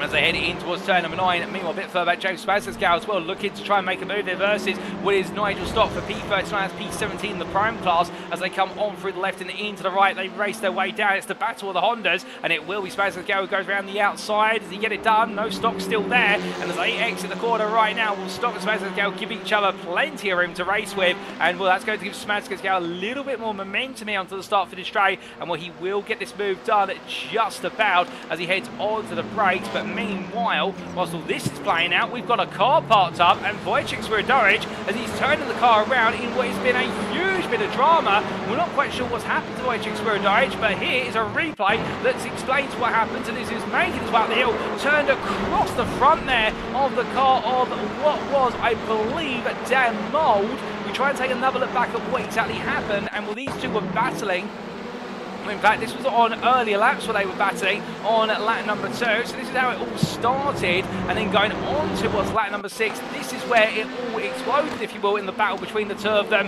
in the flashpoint. And well, the Semper Racing driver on the inside, Mould on the outside, coming on down. And in the end, well, both of the drivers not giving way, and Swirdrich onto his roof there. And the Semper Racing driver, that explains why the car was parked up for so long. And well, thankfully, it's in the simulator. I can imagine he would be very shaken by that incident. And Swirdrich has had to be towed to the pits, and the car is out of the race, ladies and gentlemen. I'm sorry to say, Swirdrich has had to retire due to that incident, and well, a major knock to what has been a great day of racing for the Semper Racing driver, but still 9 more rounds to go today. And well, in the heat of that moment, Mould and Swirdrich just not wanting to let it go, and Rob Sutherland there saying that's unbelievable, and indeed one unbelievable moment between the two of them there. And I think they might have a word or two levied to them by the stewards after today's racing. But as they make the way on around here, back on the live pictures, it's the 504 Bedell trio here. P27 under pressure from Moraes and Fry. He's found his way past both of them in recent laps, but now finds himself being swarmed by them, and the amount of speed that Moraes has had there coming on through Drury's Bend. Well, goodness me, it was almost as if they were 2 different races with the way he's gone around the outside and taken the inside of Graham Hill Bend. And right now the South African driver there absolutely brazen as they come. All three are flashing his lights, but right now I don't think Moraes is looking back, he's looking forward. As meanwhile we look forward towards the front of the field, and well, you can see race leader in the distance, that's Michael Lees, and then we have Vernol still in P2. The Goldwing Motorsport driver who does have Zanatachi between himself now and also Isaac Doble, but still a long line of cars continues its way through turn number 7 up into 8, and as they do, well, Russell Fowler right now, fan favourite there in the YouTube chat, I do believe. Well, Fowler still trying to keep on the back of Mikey Doble and hunt down what would be a top 5 here, and in doing so, he's got Martin Shirley for company just behind as they head in towards the braking zone for turn number 9 for the 7th time in this race. Still plenty of laps to go, the best part of 6 more laps after this one, and as they charge across the timeline, with Fowler right now, biding his time here, waited his turn, but how long can he wait before potentially the Honda of Shirley starts to get involved? And also you have Daniel Downing, who's not far of this, and Dan Mould, Daniel Martin, Jaroslav Sabula all closing rather rapidly here. The pace of the leaders is starting to fall away, with Van Ols right now already being the cork in the proverbial bottle in terms of that pace. Albeit Van Ols doing an absolutely stellar job to hold on to P2 overall, it must be said, but I wonder how long it'll be before we start to see some elbows come out here and the moves start to get made. And could we see a shake-up of this top 10? We're always said and done today. I definitely think we could see a few shake-ups here, but meanwhile from them we do look a bit further back down the order to Andrew Holmes. After a bit of a run wide through Paddock Hill Bend, now under pressure from his pit, and also I do believe, I think it's Horn there, and Horn indeed going for the move on the inside, can't quite find around the outside of the Graham Hill Bend, so made to wait, but as they make the way out of turn number 3 and in towards 4, Andrew Holmes right now having to fight on the rear guard action, but Horn says I'm all in for it as they go in towards turn number 4, but Holmes there using the run of the corner asserties and stays ahead, and using the straight line speed of that Elantra just to be able to blast away versus the Honda of Horn as they make the way onwards towards turn number 5. In doing so, Mark Sykes just behind here and looking for the move around the outside of the Duncan Rise as they go on through Hawthorne's corner. We ride aboard here with the next gen with Sam Casey's driver and building up the speed in the Mark Sykes design livery machine, named after himself, of course, the owner of Mark Sykes Designs. You're looking for a brilliant racing livery, but still right now you won't be looking for a livery, you'll be looking for racing action. And Sykes there falling out of the action with a bit of a poor run going through Westfield, and as they go over the bump and in towards turn number 8, well, it's going to be Moraes versus Ultria here under braking. Ultria goes very deep. Moraes looks up the inside on the exit, and that's going to be every opportunity. Can Sykes do the same here as Ultria goes into the middle of the road? Sykes cuts back to the inside. He's going to commit on the brakes here to clearways. Ultria on the outside, meanwhile, tries to outbrake him. Side by side as they exit the corner, and onwards they go towards the start-finish line. More laps to come still, and Sykes there in the Audi started to get back alongside the Elantra. Then the end has to back off and switches to the outside as Ultria switches to the inside. As they swap places on the road in terms of defence versus offence, but Sykes right now not able to make the offence successful.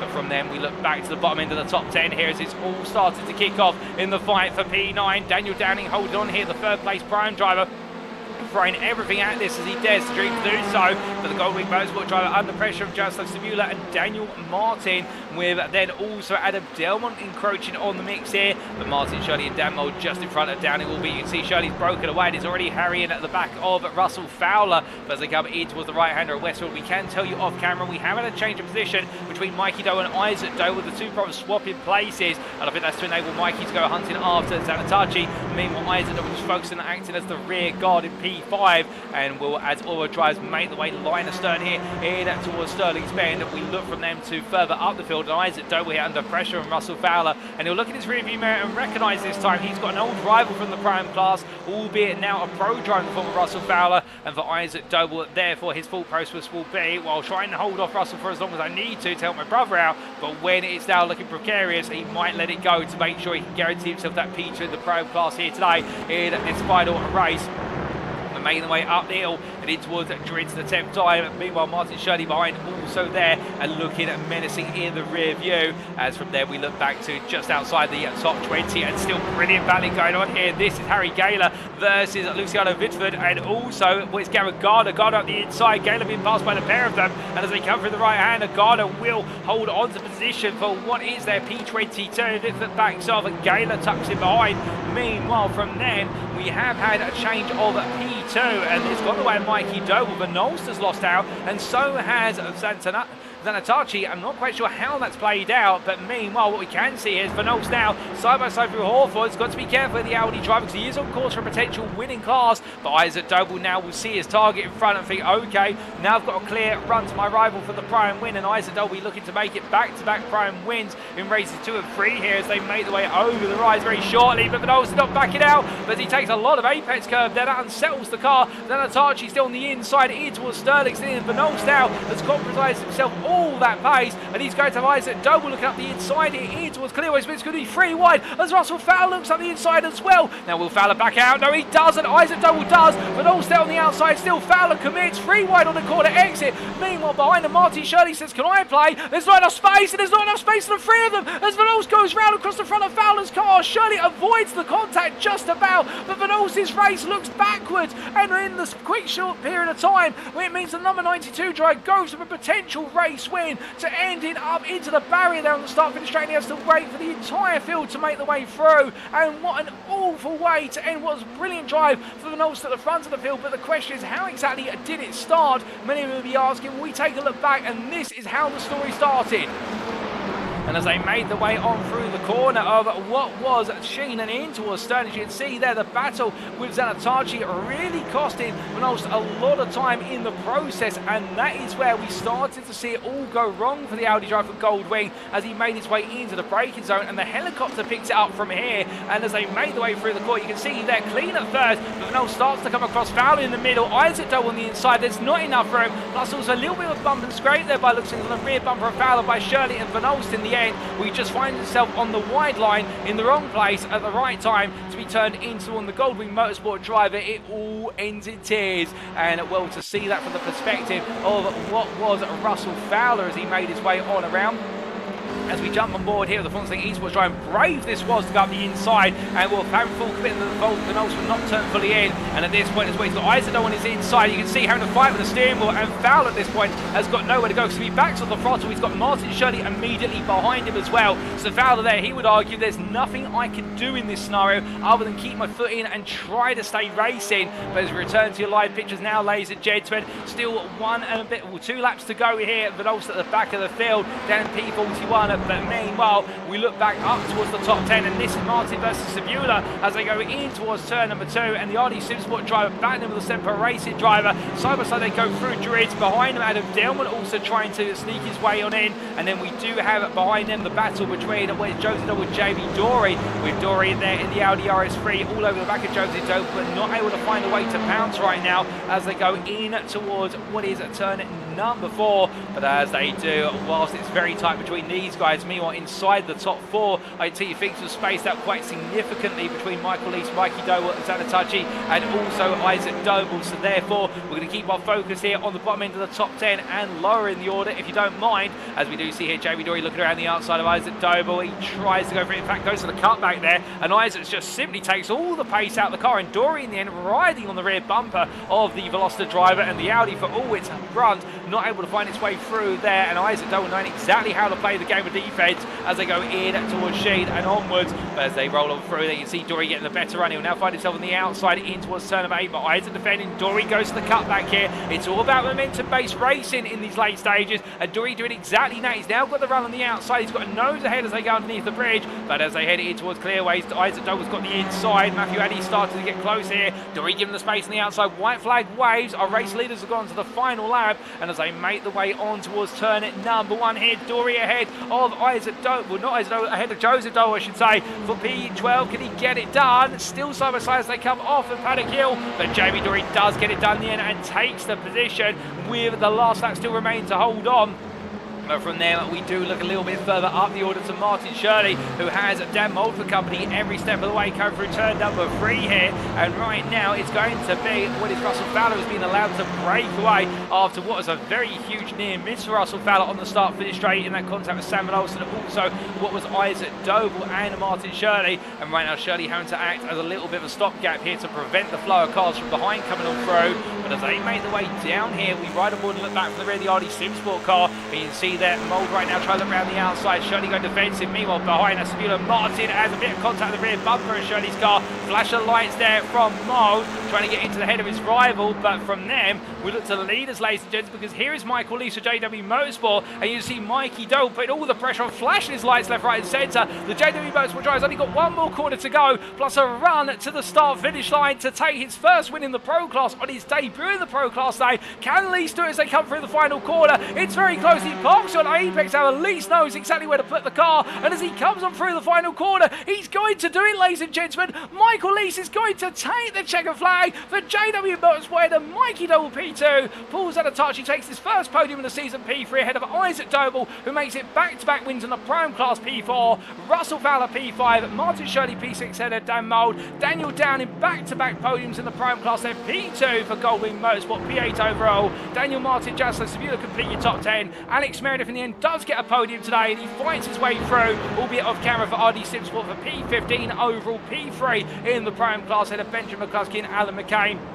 More drives to make the way to the finish line very shortly, ladies and gentlemen, including Jake Pitt for Aztec Racing P29 and Andrew Holmes just behind him. And then we do have Jay Calais just fending off Nick Clemens to line there for P35 with Nigel Stock P37. And well, with the last few drives to make the way through, Ian Wild here in the Malley Motors 48 car. That wonderful livery on the Velocity, it must be said, coming on home P40 and P80 in the Prime Class. Alex Everett there, P41. And then Paul Scott P42 ahead of Craig Tillotson and Peter Greenwood, who enjoyed a little bit of battle for P20 in the Prime Class, and then going the way of Craig Tillotson for FR20 Sim Racing. And then it will be our last lead lap finisher coming on through very shortly. Give a round of applause for all of them, including Callum Jenkins, ladies and gentlemen, the number 19 driver for Aztec Racing. He's not quite been on the pace today, but he's still been out there. He's finished all 3 races, and it's always great to see. P45 for him as he brings it on home.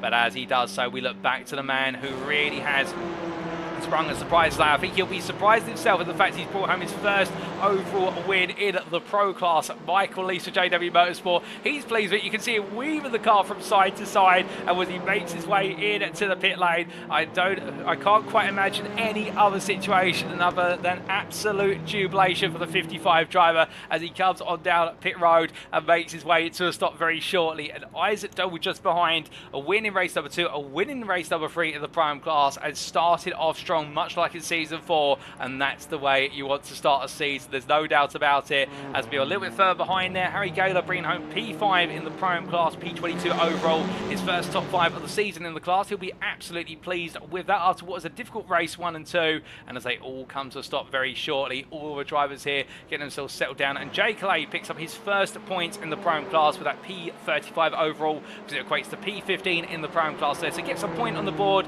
And well, despite the fact he's missing quite a sizable chunk of the rear of the car, I'm not sure if that's happened during the race or afterwards, but either way, Jay Calais has picked up a point today as he comes to a standstill very shortly. But with that, ladies and gentlemen, let's take you through those race results subject to Eddie Stewart's inquiries, and here they are. And as we can see, after another fast, frantic and ferocious 13 laps of race in our final race of the day in race number 3 of the NXTCC round 1 of season 5, sponsored by IMB Racewear and brought to you on iRacing, Michael Lees taking the win for JW Motorsport by a 10th and a half over Double Sim Races Mikey Doble and Paul Zanatachi completed the podium there for Affinity. A further was 2 seconds behind Isaac Doble P4 for Doble Sim Racing. Your Pro-Am winner once again, ahead of Russell Fowler for Performance Link Esports, who held on to the top 5 ahead of Martin Shirley, who was hot on his heels all the way through, and the RD Sim Sport Drive being followed up by Dan Moll for SRL Next Gen. Daniel Downing, runner-up in the Pro-Am class for Goldwing Motorsport, making it 2 second places in a row, and then Daniel Martin for RD Sim Sport and Semper Races Jaroslav Sabula completing your top 10 overall. Adam Delman, best of SP11 for SRL Next Gen, ahead of Jamie Dory, with Joseph Doe, Matthew Addy and Alex Meredith completing your top 15, and Alex Meredith there picking up the 3rd place spot on the Pro-Am podium for RD Simsport, completing the Pro-Am podium of Isaac Doe, Downing and Meredith, and then to complete the top 20 it was Benjamin McCluskey ahead of Alan McCain, Ian Manners, and then Fraser Elphick and Luciano Vitford. And keep your eyes on Fraser Elphick, I'd say, ladies and gentlemen, because given the fact he started from the back of the field in race number 2 to carve his way through it and finish P19, he's definitely going to be a very fast driver when he's able to get a qualifying lap in next week's round. Well, we hope to see that happen, and then we can see outside the top 20 behind Vitford, Gavin Gardner ahead of the Prime group of Harry Gaylor, Mark Kent, Matthew Sheraton and Stephen Fry and Jonathan Collins, and Harry Gaylor taking the final spot inside the top 5 of the Prime class there for Full Tilt P Motorsport ahead of teammate Mark Kent, and then to round off the top 30 behind Jonathan Collins, Lee Horn, Rafael Dzarks, and also Jake Pitt and Andrew Holmes ahead of Ben Menel Trier P31, Mark Sykes P32, James Mansell P33, Harley Bicknell P34 and Jay Clay P35. Nick Clemens P36 ahead of Nigel Stark, who wasn't quite on the pace today but managed to fend off Damon McQueen in the end for Synergy Sim Racing. And then we did see what was Sam Van Alst and Ian Will complete your top 40, Alex Everett P41, Paul Scott P42, and then it was Craig Titherston, Peter Greenwood and Callum Jenkins, who in P45 for Aztec Racing completed your finishers on the lead lap. Finishing the lap down in the end, Duncan Moraes, also Wojciech Spiridovich for that huge incident out of Paddock Hill Bend, and thankfully not hurt from that one. The Semper Racing driver able to carry on. And then 2 laps down, Luke Jones P48 ahead of what is his teammate Reese Watt. Unfortunate retirement for Reese Watt, and the same for George Watson, Sam Smith and John Higgins Jr. 52 starters, and in the end a grand total of 48 finishers, 45 of them being on the lead lap. Well, that concludes all of our racing here today at the Brands Hatch Grand Prix circuit. What a brilliant way to open up Season 5 of the NXTCC. But rest assured, we're not quite done yet with today's broadcast, because whilst all the races come to a close, we are going to be conducting some post-round interviews shortly, ladies and gentlemen, and we hope to be back within the next 10 minutes to get those interviews underway and hear from the different perspectives of our drivers. Don't go anywhere, you won't want to miss them. We'll see you very shortly. But first, a quick word from our sponsor, IMB Racewear.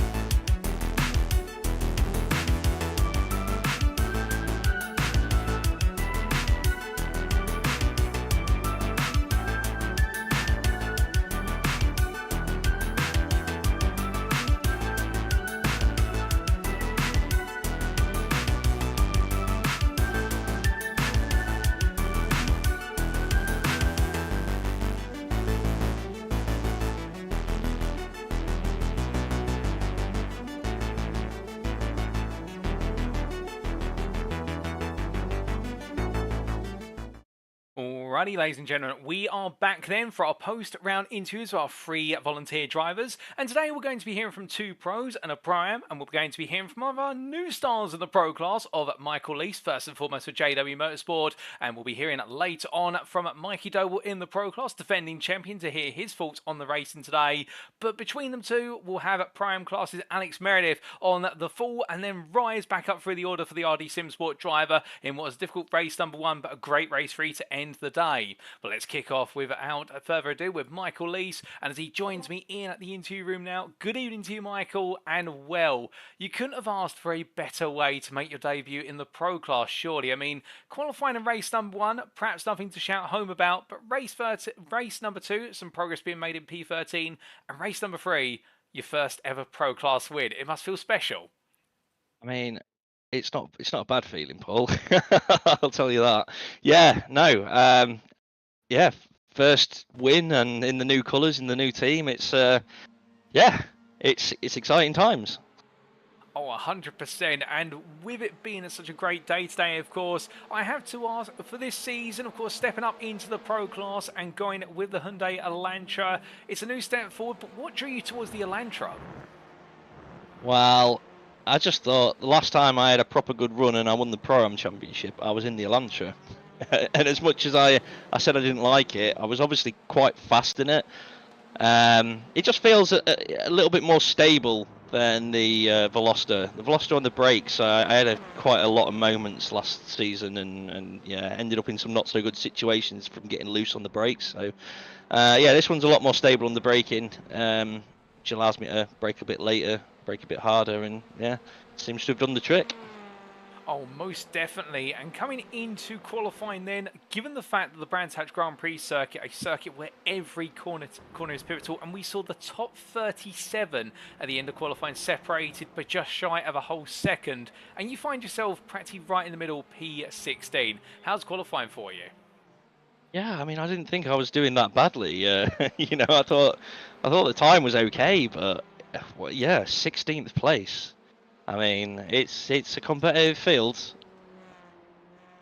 Oh, indeed, a highly competitive field, one that you found yourself right in the midst of as we did go green flag racing. And race number 1 made some progress initially, but also battling back and forth, and ended up finishing 16th in the first race. Does it feel as though you pretty much finished where you started? I mean, I pretty much did, didn't I? Yeah, it was tough. You know, Brands is a fairly one-line track. It's quite difficult to make a pass and make it stick, especially if you're very similar in pace to everybody else. So, yeah, I was kind of just goal objective for race number 1 was keep it clean, you know, keep the nose clean, see how everybody else is doing, see who's quick where, and just sort of get back into grips with racing these TCRs again, and just yeah, try and get back in the flow steadily, and then you know push on later on, and that's what we did. Oh, indeed. And speaking of pushing on later on, at race number 2 saw you make some progress up to P13. I suspect the fangs were coming out at that point. You were starting to feel a bit more itchy for going for overtakes. Yeah, so I do have to apologise to a couple of people. It wasn't my best work, race 2. So I want to apologise to John Higgins and Luciano. I can't say your surname, sorry. But yeah, I had a coming together with both of those in that race, which was pretty unfortunate. With John, it was a bit of brain fade into the first hairpin, and just yeah, outbrake myself a little bit, and just yeah. I'm sorry, John. Had a good battle throughout, all the way through. I was side by side with Russell Fowler at one point, and we got like he sort of come back through the inside and then ran wide at the apex, and then our cars got tangled, and I got pushed way out onto the grass. And then a little bit later on, Luciano was doing some pretty intense defending move, and I thought there was a bit of a gap there, but I dipped 2 wheels into the pit lane, and there's like a little dip there, so when I hit the brakes it speared the car off to the left a little bit, and then we made contact again. So I want to apologise for them. Not my best work, but I survived, which I know is not going to be much comfort to those guys. But yeah, I survived, and just yeah, I just thought I'll leave that there, and I'll take that as it is.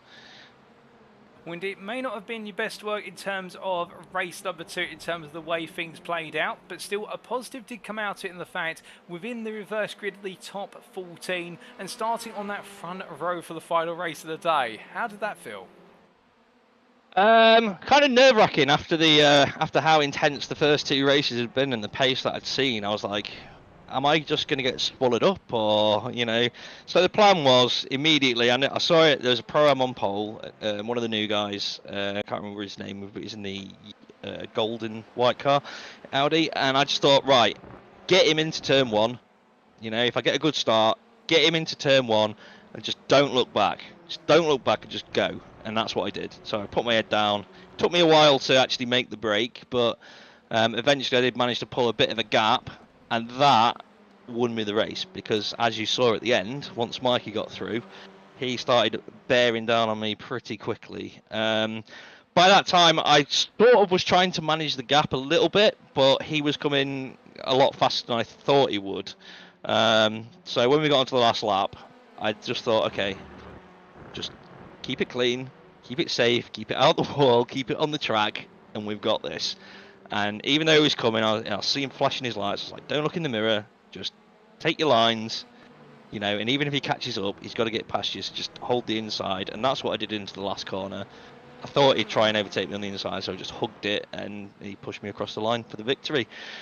And, what can I say? First overall win in Next Gen, in the new colours for the new team, so those guys are all over the moon as well. It's, really satisfying, really satisfying. It's like I say, it's a shame for that race 2 went the way it did with those things, but to lead it up to this. But if I can kind of just wipe that from my memory, which I'm going to try and do, and just focus on race number 3, awesome.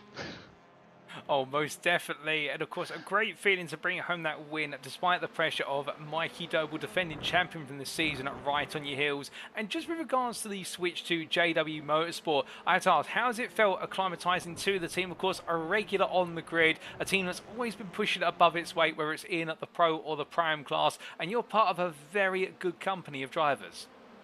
Yeah, no, the guys are all awesome. We're always chatting in Discord and stuff, and sort of sharing tips and tricks and things. And yeah, really good set of guys, really friendly. And that's one of the reasons that I swapped over. Obviously, I'm still, I still love Next Gen, and I'll help out in any way that I possibly can. But I just fancied a little bit of a change in the sort of setup as far as like sort of the team dynamic goes, rather than just getting sort of bounced into random sections of Next Gen with random people each time. I wanted some people that I can sort of build a bit of a relationship and actually work together with. And this seems to be working well so far. It's going good. So yeah, we'll just have to see how it goes for the rest of the season, and hopefully the results continue to come. Oh, indeed. Fingers crossed for you. And speaking of the next round of the season, round number 2, Circuit of the Americas returns. How are you feeling for a visit to the state of Texas? So yeah, I mean, I really like COTA. I think it's a great track, technical. So it definitely sorts out. I don't want to say the wheat from the chaff, because there's no chaff in here. It's all talented drivers, but it definitely does separate people who are more technical than people who who just sort of are more flowy. This is definitely more a technical track. So, and for me, I've always kind of gone well here, reasonably well. So I'm hoping for good things. I don't know if it'll be a win, but I'm hoping for good things. Well, fingers crossed for you as you get set for round number 2 in a week's time. But just before we do let you go, is there anybody you'd like to give a shout out or a thank you to live on the broadcast? Yeah, first of all the JWM boys, awesome. Thanks for taking me on this season. It's been great so far, and long may it continue. I want to thank Next Gen for putting on, another fantastic season of this racing. You can't beat it. There isn't a better touring car league. There just isn't. I want to thank yourself, Paul, for putting on a great broadcast as always, and I can't wait to watch that one back later.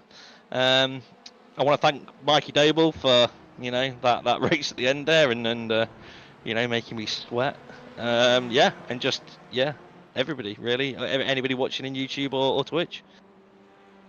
Well, Michael, it's been an absolute blast having you join us in the interview room this evening. Great to hear the enjoyment of JW Motorsport, and also great to see you bringing home your first pro win since your promotion to the class. Long may the success continue, and we look forward to seeing more of it in a week's time at the Circuit of the Americas. But until then, have a great rest of your evening and savour the moment of victory. Thanks, Paul. See you next week. So hearing there from the JW Motorsport driver, the 55 of Michael Lees in the pro class, and we're talking about mixed fortunes today, and feeling as though he didn't do a bad job in qualifying, but to say that and only end up P16, and we emphasise only end up P16, goes to show you how tight this field is, and even he remarked on it in the fact in a bit of a surprise and going into the first race, not really making too much progress, finishing where he started, and in race number 2 the elbows did come out, albeit perhaps a little bit too much for a couple of passes, which were definitely near the mark in terms of pushing it to the limit, and perhaps the most notable one being the incident between himself and Luciano Vidford into Paddock Hill Bend. Of course, that will be sorted after the race, and I'm sure Michael and Luciano will catch up about that one. Indeed, it's normally a very friendly community at Next Gen Racing in terms of drivers talking about incidents and letting things settle down. Indeed, we don't quite go back to the days of, say, Jason Plato and Matt Neal here at the NXTCC, although some would love to see those days return in motorsport. But by the by and beside, returning to what was race number 3 for Michael Lees, a fantastic way to wrap things up with a reverse grid, putting him on the front row, and after getting ahead of Sam Van Olst on the opening laps, being able to break away and keep Mikey Doe at bay to the conclusion. Could it be the start of something special for the 55 driver? I think you'll dare to dream to believe it will be, and we'll look forward to seeing more of him in round number 2 in a week's time. But now coming on to our second interview of the day, ladies and gentlemen. We're about to hear from Alex Meredith, and as he gets ready to join me in at the interview room, it's going to be his chance to talk a little bit about what has definitely been a challenging day today in the Pro-Am class, finding himself right up front in qualifying, only for it to all go wrong in race number 1. But as he joins me now in the interview room, good evening to you, Alex. And well, perhaps not the exact way you wanted your season to start off, albeit of a fantastic Pro-Am pole lap, but in the end, fighting your way through from the back of the field to finish 3rd place in class come race number 3. There was a light at the end of the tunnel with all of it being said and done. Yeah, absolutely crazy evening. I struggle to describe that one. So many emotions, difficult moments, good moves, lucky moments, unlucky moments. I mean, just pretty much everything. Oh goodness me, with such a vast variety of moments. I'm not going to ask you to put all of it into words because some of it may be indescribable at this point, but let's talk about something a little bit perhaps more describable, and that is being part of a new team for this season. Transitioning from Chemical E Motorsport to RD Simsport, looking good in the pink and black colours of the team out there, and back in full force in the Elantra. Yeah, really happy to be joining RD Simsport. I mean, they've welcomed me with open arms, been really kind.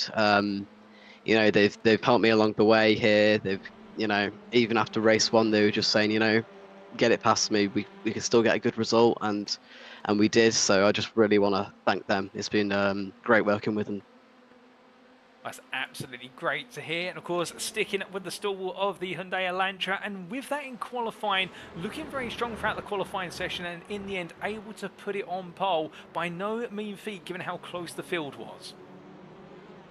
Yeah, I've changed the brake bias this season, and it's really improved the car massively from last season. It's very noticeable, especially in high-speed corners. Felt amazing in qualifying, and to be honest, the whole evening it felt really, really on edge, but you know, controllable. And that lap, I just got a pretty good lap. I wouldn't say it was perfect, but it was near enough perfect, without off tracks as well, because obviously that's a difficulty around here. And to put it P7, I think it was a bit of a surprise, and I think it was my first Pro-Am pole as well, so pretty happy with that.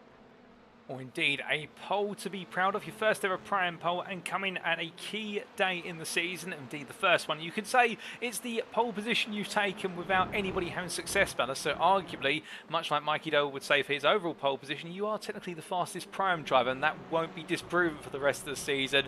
But still, technicalities aside, and going on to the first race, it was all looking good up front, and an unfortunate incident into Paddock Hill Bend early on in the race. Yeah, it was looking really good. I think I had a 6th position gap to the next Pro-Am, so I was just going to, you know, settle in. But unfortunately, Bit of a 50-50 accident with Joseph Doble, which I don't think either of us were at fault. I just maybe ran him a bit too wide. He maybe turned a little bit too early off the artificial, but you know, this stuff happens. It wasn't malicious from either of us. And it gave me a bit more fun into race 2 anyway, so you know. Oh, indeed. So going from a non-finishing race number 1, and then the fighting started from the back of the field going into race number 2, and by the end of it, in a 50-plus car field, finishing at P22 or P7 in class. I mean, that's a lot of places made in a very short period of time. Yes, I started P52, so I gained 30 positions overall in that race. Lap 1 was slightly hectic. I just tried to find every gap I could through all the chaos at the back. Lots of incidents, and just needed to sort of clear that bottom 20 and just get into a rhythm. And then just started picking people off, and then just by the end of the race, just staying in rhythm, trying to keep in the reverse grid chance, which unfortunately didn't happen. But P22 from P52 it isn't too shabby in my opinion.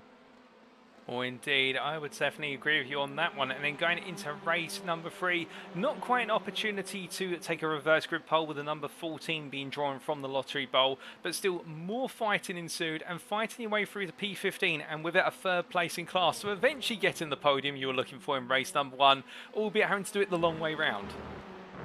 Yeah, quite honestly, I have no idea how I got a podium. After race 1, yeah, really good race 3. Car felt really good in the cooler temperatures as well. Managed to make some essential moves in the first couple of laps and capitalize on a couple of incidents. And me and Benji had a fantastic battle, so just want to shout out him. That was really enjoyable. Hope he enjoyed it too. Down to the line, I think it was less than a 10th between us. So that was extremely fun. Oh, it did. Look out there, and all the way through, of course, this Brands Hatch circuit giving you plenty of opportunities to flex your overtaking abilities that we saw in Season 4 and seem to be getting even finer in Season 5. And of course, this is only the first round today. We've got plenty of rounds to come, and in a week's time, it's the Circuit of the Americas. We return to the US, to the state of Texas. How are you feeling for a visit to the Austin circuit? Well, you know, I'm not too confident, but you know what? I'll give it my best shot. I think last time I was there, I had decent pace. That was obviously in the first season I did as well, so maybe I'll be slightly better there this season. But yeah, should be fun. Should be lots of racing there. There's lots of heavy braking zones. A small chicane in the middle as well on the West circuit. So yeah, it's a pretty enjoyable track to drive, but will be interesting with touring cars. Well, indeed, and we look forward to seeing how you get on there a week from today. But just before we do let you go, as always, Alex, is there anybody you'd like to give a shout out or a special mention to? Yep, obviously RD Sim Sport for allowing me to continue in this league. They've just been fantastic, as I said. Everybody at NXTGEN who's organised this, because as Michael said as well, it is the best touring car league. I wouldn't rather race these cars anywhere else. I'll say everybody watching, appreciate everybody in the Twitch channels and the YouTube channels supporting NXTGEN as well.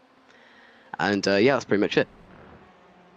Well, Alex, it's been absolutely brilliant to have you join me in at the interview room, and congratulations today on what has been a hard-fought set of results, and particularly that 3rd place in class come the final race. We look forward to plenty more from you in a week's time, but until then, enjoy the rest of your evening, and we'll see you at COTA.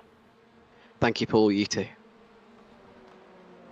So hearing it there from Alex Meredith, the number 44 driver who had to fight hard for places today after was looking to be a golden chance at victory in race number 1, ended up in ruin after that incident between himself and Joseph Doble. But still, by the by, and moving forward in race number 2, fighting his way from a 52nd place start through the 22nd, 30 places gained. Some of those by instant, others through hard and fast overtakes, and then going from there to P3 in class, or P15 overall in race number 3. We're generally tells you one thing, and that is Alex Meredith is not afraid to get his elbows out and go racing, and he'll be hoping perhaps for a more standard approach to get into the podium next time out in the US of A. But still, if he can bounce back from adversity like this at Brands Hatch, then what else could be possible when he faces adversity later in the season? And could this be the sign of a champion on the horizon? Well, we'll have to wait and see. We're now coming on to our final interview of today, ladies and gentlemen. We're going to be coming back to talk to the man who we spoke to earlier on today. In fact, to talk to him a little bit more about what has been a successful start to his title event. And it will be Mikey Doble who gets ready to join me in the interview room. And as he does so now, welcome back, Mikey. We heard from you earlier today, and now all the racing has settled and all the dust falls on the Brands Hatch circuit. It's been a fantastic day for yourself in the fact bringing home a win in race number 1, arguably perhaps the hardest race of the season when it's a relative test of everybody's pace. And in race number 3, bringing home a podium and even a P5 in race number 2. I mean, you couldn't ask for better, surely. No, I think with the success ballast, that's about as good as evenings go in the next gen touring cars nowadays. Yeah, really pleased with that. Thought the racing was outstanding tonight, particularly at the front of the field, very clean. Good to see the new faces in the leagues, from very, very quick people in the league now. I've had to certainly up my game to try and take the top spot, but no, it was nice to win what I class as my favourite race of the season, race 1, where everyone's on equal ballast or no ballast, and get the pole position as well. That's always gives me confidence going into the future rounds. And just on the pole positioning qualifying, as we mentioned earlier to Michael, in the fact that the top 37 separated by under a second at the Brands Hatch Grand Prix circuit. I mean, around here, it's relatively straightforward to put in a good lap time, some would say, but when you've got that many cars separated by such a small margin, and to find yourself on pole, I mean, that in itself must feel like a huge achievement.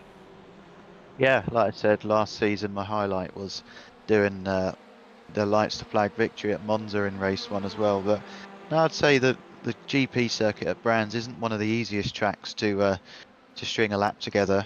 So to have everyone within a second, or 37 cars within a second, is pretty unheard of, to be honest, because yeah, you've got to be inch perfect all the way around the lap, and there's nowhere to make a mistake and kind of make up for it. So yeah, but yeah, I managed to get a couple of laps in within a couple of thousandths of each other, which I presume were both good enough for pole. So yeah, it was all focused on making a good start in race 1. Well, indeed, and going into race number 1, we did see a good start for yourself, but all the way through, and something we'd been wondering how it would play out in the build-up to today. Yourself and Wojciech Swirodowic sharing that front row. And after a good start for yourself, it looked as though Wojciech was getting closer and closer in those closing stages. Yeah, I mean, he's going to be forced to be reckoned with this season. His pace, he never let me go in that one, and we even swapped positions momentarily with a few laps to go there. So yeah, it's probably one of the best races I've had in Next Gen. Just a pure out-and-out fight at the front of the field. You know, yeah, we won't get that for the rest of the season, so it's great to have that battle with him. And then in race 2, it was kind of the same, albeit for a few positions further down. And speaking of race number 2, we saw the two of you go toe-to-toe again, but this time it was the fight to be inside the top 5. But you also had a number of other rivals around you, perhaps with no weight or less weight in the car by comparison. And we got to see you enjoy some good exchanges with the likes of Zenatachi and also what was, in a way, Russell Fowler and Martin Shirley. Yeah, absolutely. I kind of said to myself coming into this season that I'm not going to try and focus on being the hero and trying to win all 3 races, because it just can't be done, especially now we've got reverse grid in race 2. You kind of got to sacrifice one of the races and just try and keep your nose clean, because if you can then get a good reverse grid draw for race 3 when you've got less ballast, try and win that. You've very much got to plan your evening. So race 2 wasn't really about doing anything special. I don't think I had the pace to be any higher up than I was anyway in the end at P5, but I would have been happy with P7, P8 or P9 in fact in that one. So yeah, it was a race of just trying to make it to the end. I didn't want to go backwards or get caught up in an accident that I'd cost myself a good result for race 3, but wanted to shed a bit of that weight going into race 3, and yeah, and still bag some decent points. And speaking of race number 3, it was a race whereby you had to make quite quick progress from what was a start just inside the top 10, but within the opening couple laps, already on their heels of the top 5. I mean, it looks like you got one of the best launches on the grid in the Veloster. Yeah, I've really nailed the starts tonight. Probably took me a season in season 4 to really get the most out of the car off the line, but it's all about the clutch pressure and how much you slip the clutch. And today at Brands Hatch, which is notoriously a hard track to start from the line, I got some mega launches and was very much attacking the row ahead going into Paddock Bend. But yeah, race 3 was critical to get ahead of my main, what I'm probably going to call championship rivals already, in Dan Mould and Wojciech there on the first lap, and kind of be the leading force coming through the pack. And there was some very difficult people to pass out there, some pretty stallion efforts from, was it Martin Shirley, Russell Fowler, Santonetti. Yeah, there was some quick cars out there, and they're definitely going to be race winners as we go through the season. But yeah, I mean, the overtaking I did tonight was definitely one of my better nights, with little to no contact and judging the gaps pretty well. And have to thank my brother Isaac for sensibly letting me continue my charge through the field without losing either of us very much time. So testament to how much he's come on over the off season as well. Oh, indeed. And just on that, a very good, nice tangent for us to go on. Isaac Dole today picking up 2 wins in class over the course of the racing. I mean, obviously we have the Prime Success Ballast in effect this season for the top 5 finishers in each Prime race. It must make you proud to see your younger brother carrying on very strongly after what was perhaps, some would say, a bit of a disappointing end to his season in Season 4, but he's right back on form at the start of Season 5. Yeah, I mean, Isaac's got a sensible little head on him, and he's got a great racing brain.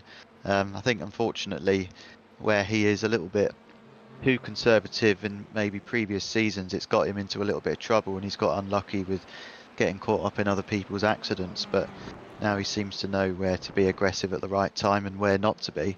And yeah, I think he's putting together a championship showing in the Pro-Ams already that he's going to be one of the people to beat.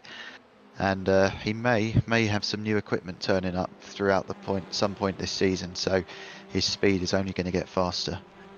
Oh, indeed, and that is something we definitely look forward to hearing more about when it does come about in terms of that equipment change. And then going back to yourself, with the fact today you go into the next round of racing in a week's time as our current provisional overall championship leader, and with a sizable gap so far of what's looking to be in the region of 35 points. The Circuit of the Americas awaits in a week's time. How are you feeling for a return to the Texas?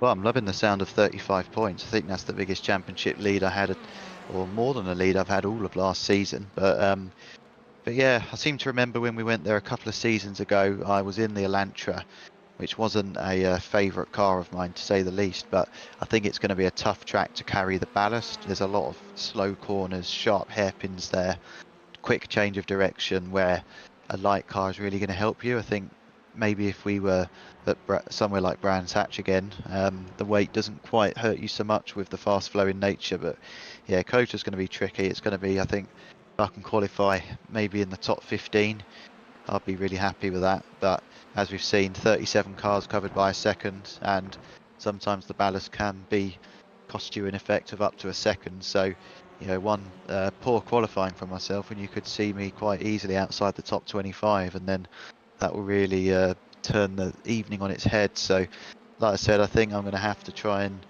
make best of race 1, try and get a half decent qualifying position, keep it clean, just stay in the fight, and then maybe look to get a reverse grid draw for race 2 and try and win that and survive again in race 3. But it's hard. You've got to pick your battles.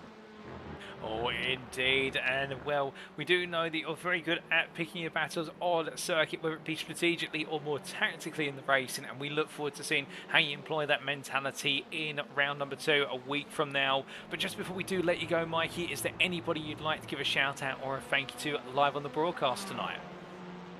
Yeah, absolutely. Next Gen Racing, what a fantastic job they continue to do. I mean, 52 cars on the grid is unbelievable. This series seems to keep going from strength to strength. I think we've got some, national or if not world-class sim racers in some of the new faces that have come on, and I've heard the sort of background and iRacing CV they hold. So it's great to know that we're attracting some of the top sim racers across the iRacing platform to come and join our league, and hopefully they're enjoying the racing so far. Thanks to you as always for an amazing stream. Look forward to watching it, whether it be later tonight or tomorrow at some point. To grandparents, aunties, uncles, manager, mum and dad, anyone who's watching downstairs, any sponsors, thanks to you all for tuning in, and hope to see you all back next week, and I think that's pretty much it. Looking forward to it. Well, Mike, it's been an absolute pleasure to have you join me in at the interview room, and congratulations once again on bringing home the win in race number 1 today, also the opening pole position of the season, and all 3 results being top 5s with that 2nd place in race number 3 to tap it all off. You are championship leader going into round number 2 in a week's time. We look forward to seeing how you may maintain that lead, but until then, have a fantastic rest of your evening, and thank you once again for your time in the interview room. Thank you very much. See you next week. So hearing there from Mikey Doble, the Doble Sim Racing driver and defending champion for this season as the overall drivers champion from season 4. And what a way to start things off, with the fact taking pole position in a qualifying session that was absolutely tight as they come here at Brands Hatch, and then going on to win race number 1 despite the pressure that was levied by Wojciech Spiridorich. The Semper Racing driver pushed as hard as he could, but Mikey Doble not wilting under the pressure.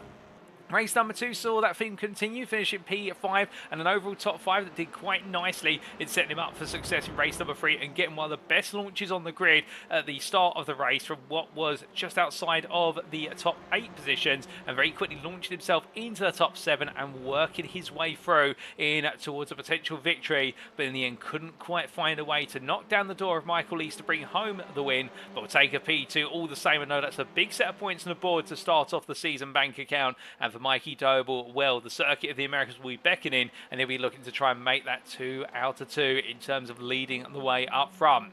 But also interested to hear his thoughts on younger brother Isaac there, in the fact bringing home the 2 Pro-Am wins in races 2 and 3, and also talking about the level of maturity and just gradually drawing out a bit more of an aggressive side in his brother as the season goes on, as they try to mount that championship campaign in both the overall and the Prime Drivers' Championships. But it's great to hear all the family working together behind the scenes there in order to all improve one another and all push forward, and we look forward to seeing more of that from them all together as this season makes its way through the calendar.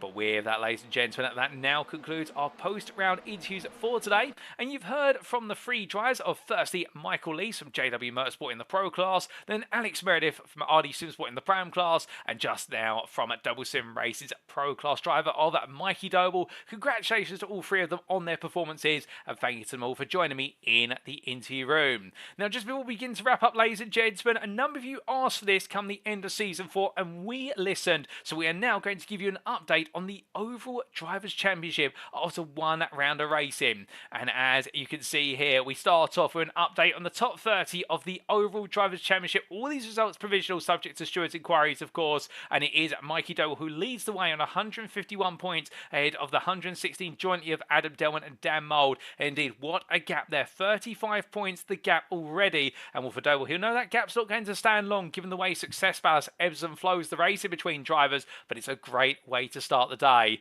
But then look at that, 2 by 2 they come. Delmont and Mould together in the what is P2, albeit Mould behind Delmont based on result count back, and then between Daniel Martin and Paul Zinatachi in what is there the battle for P4 on 113 points apiece, and Joseph Doble only a further 4 points behind. Michael Lees, Wojciech Swierdowicz, Isaac Doble and Russell Fowler completing your top 10 there, with Isaac Doble being the lead in Pro-Am overall, and then what was Daniel Downing ahead of Benjamin McCluskey, with Lee Horn, Jamie Doria and Jaroslav Sabula completing your top 15, and we're down to 42 points there. But for the 42 points of Sabula, it's in 38 points for Martin Shirley.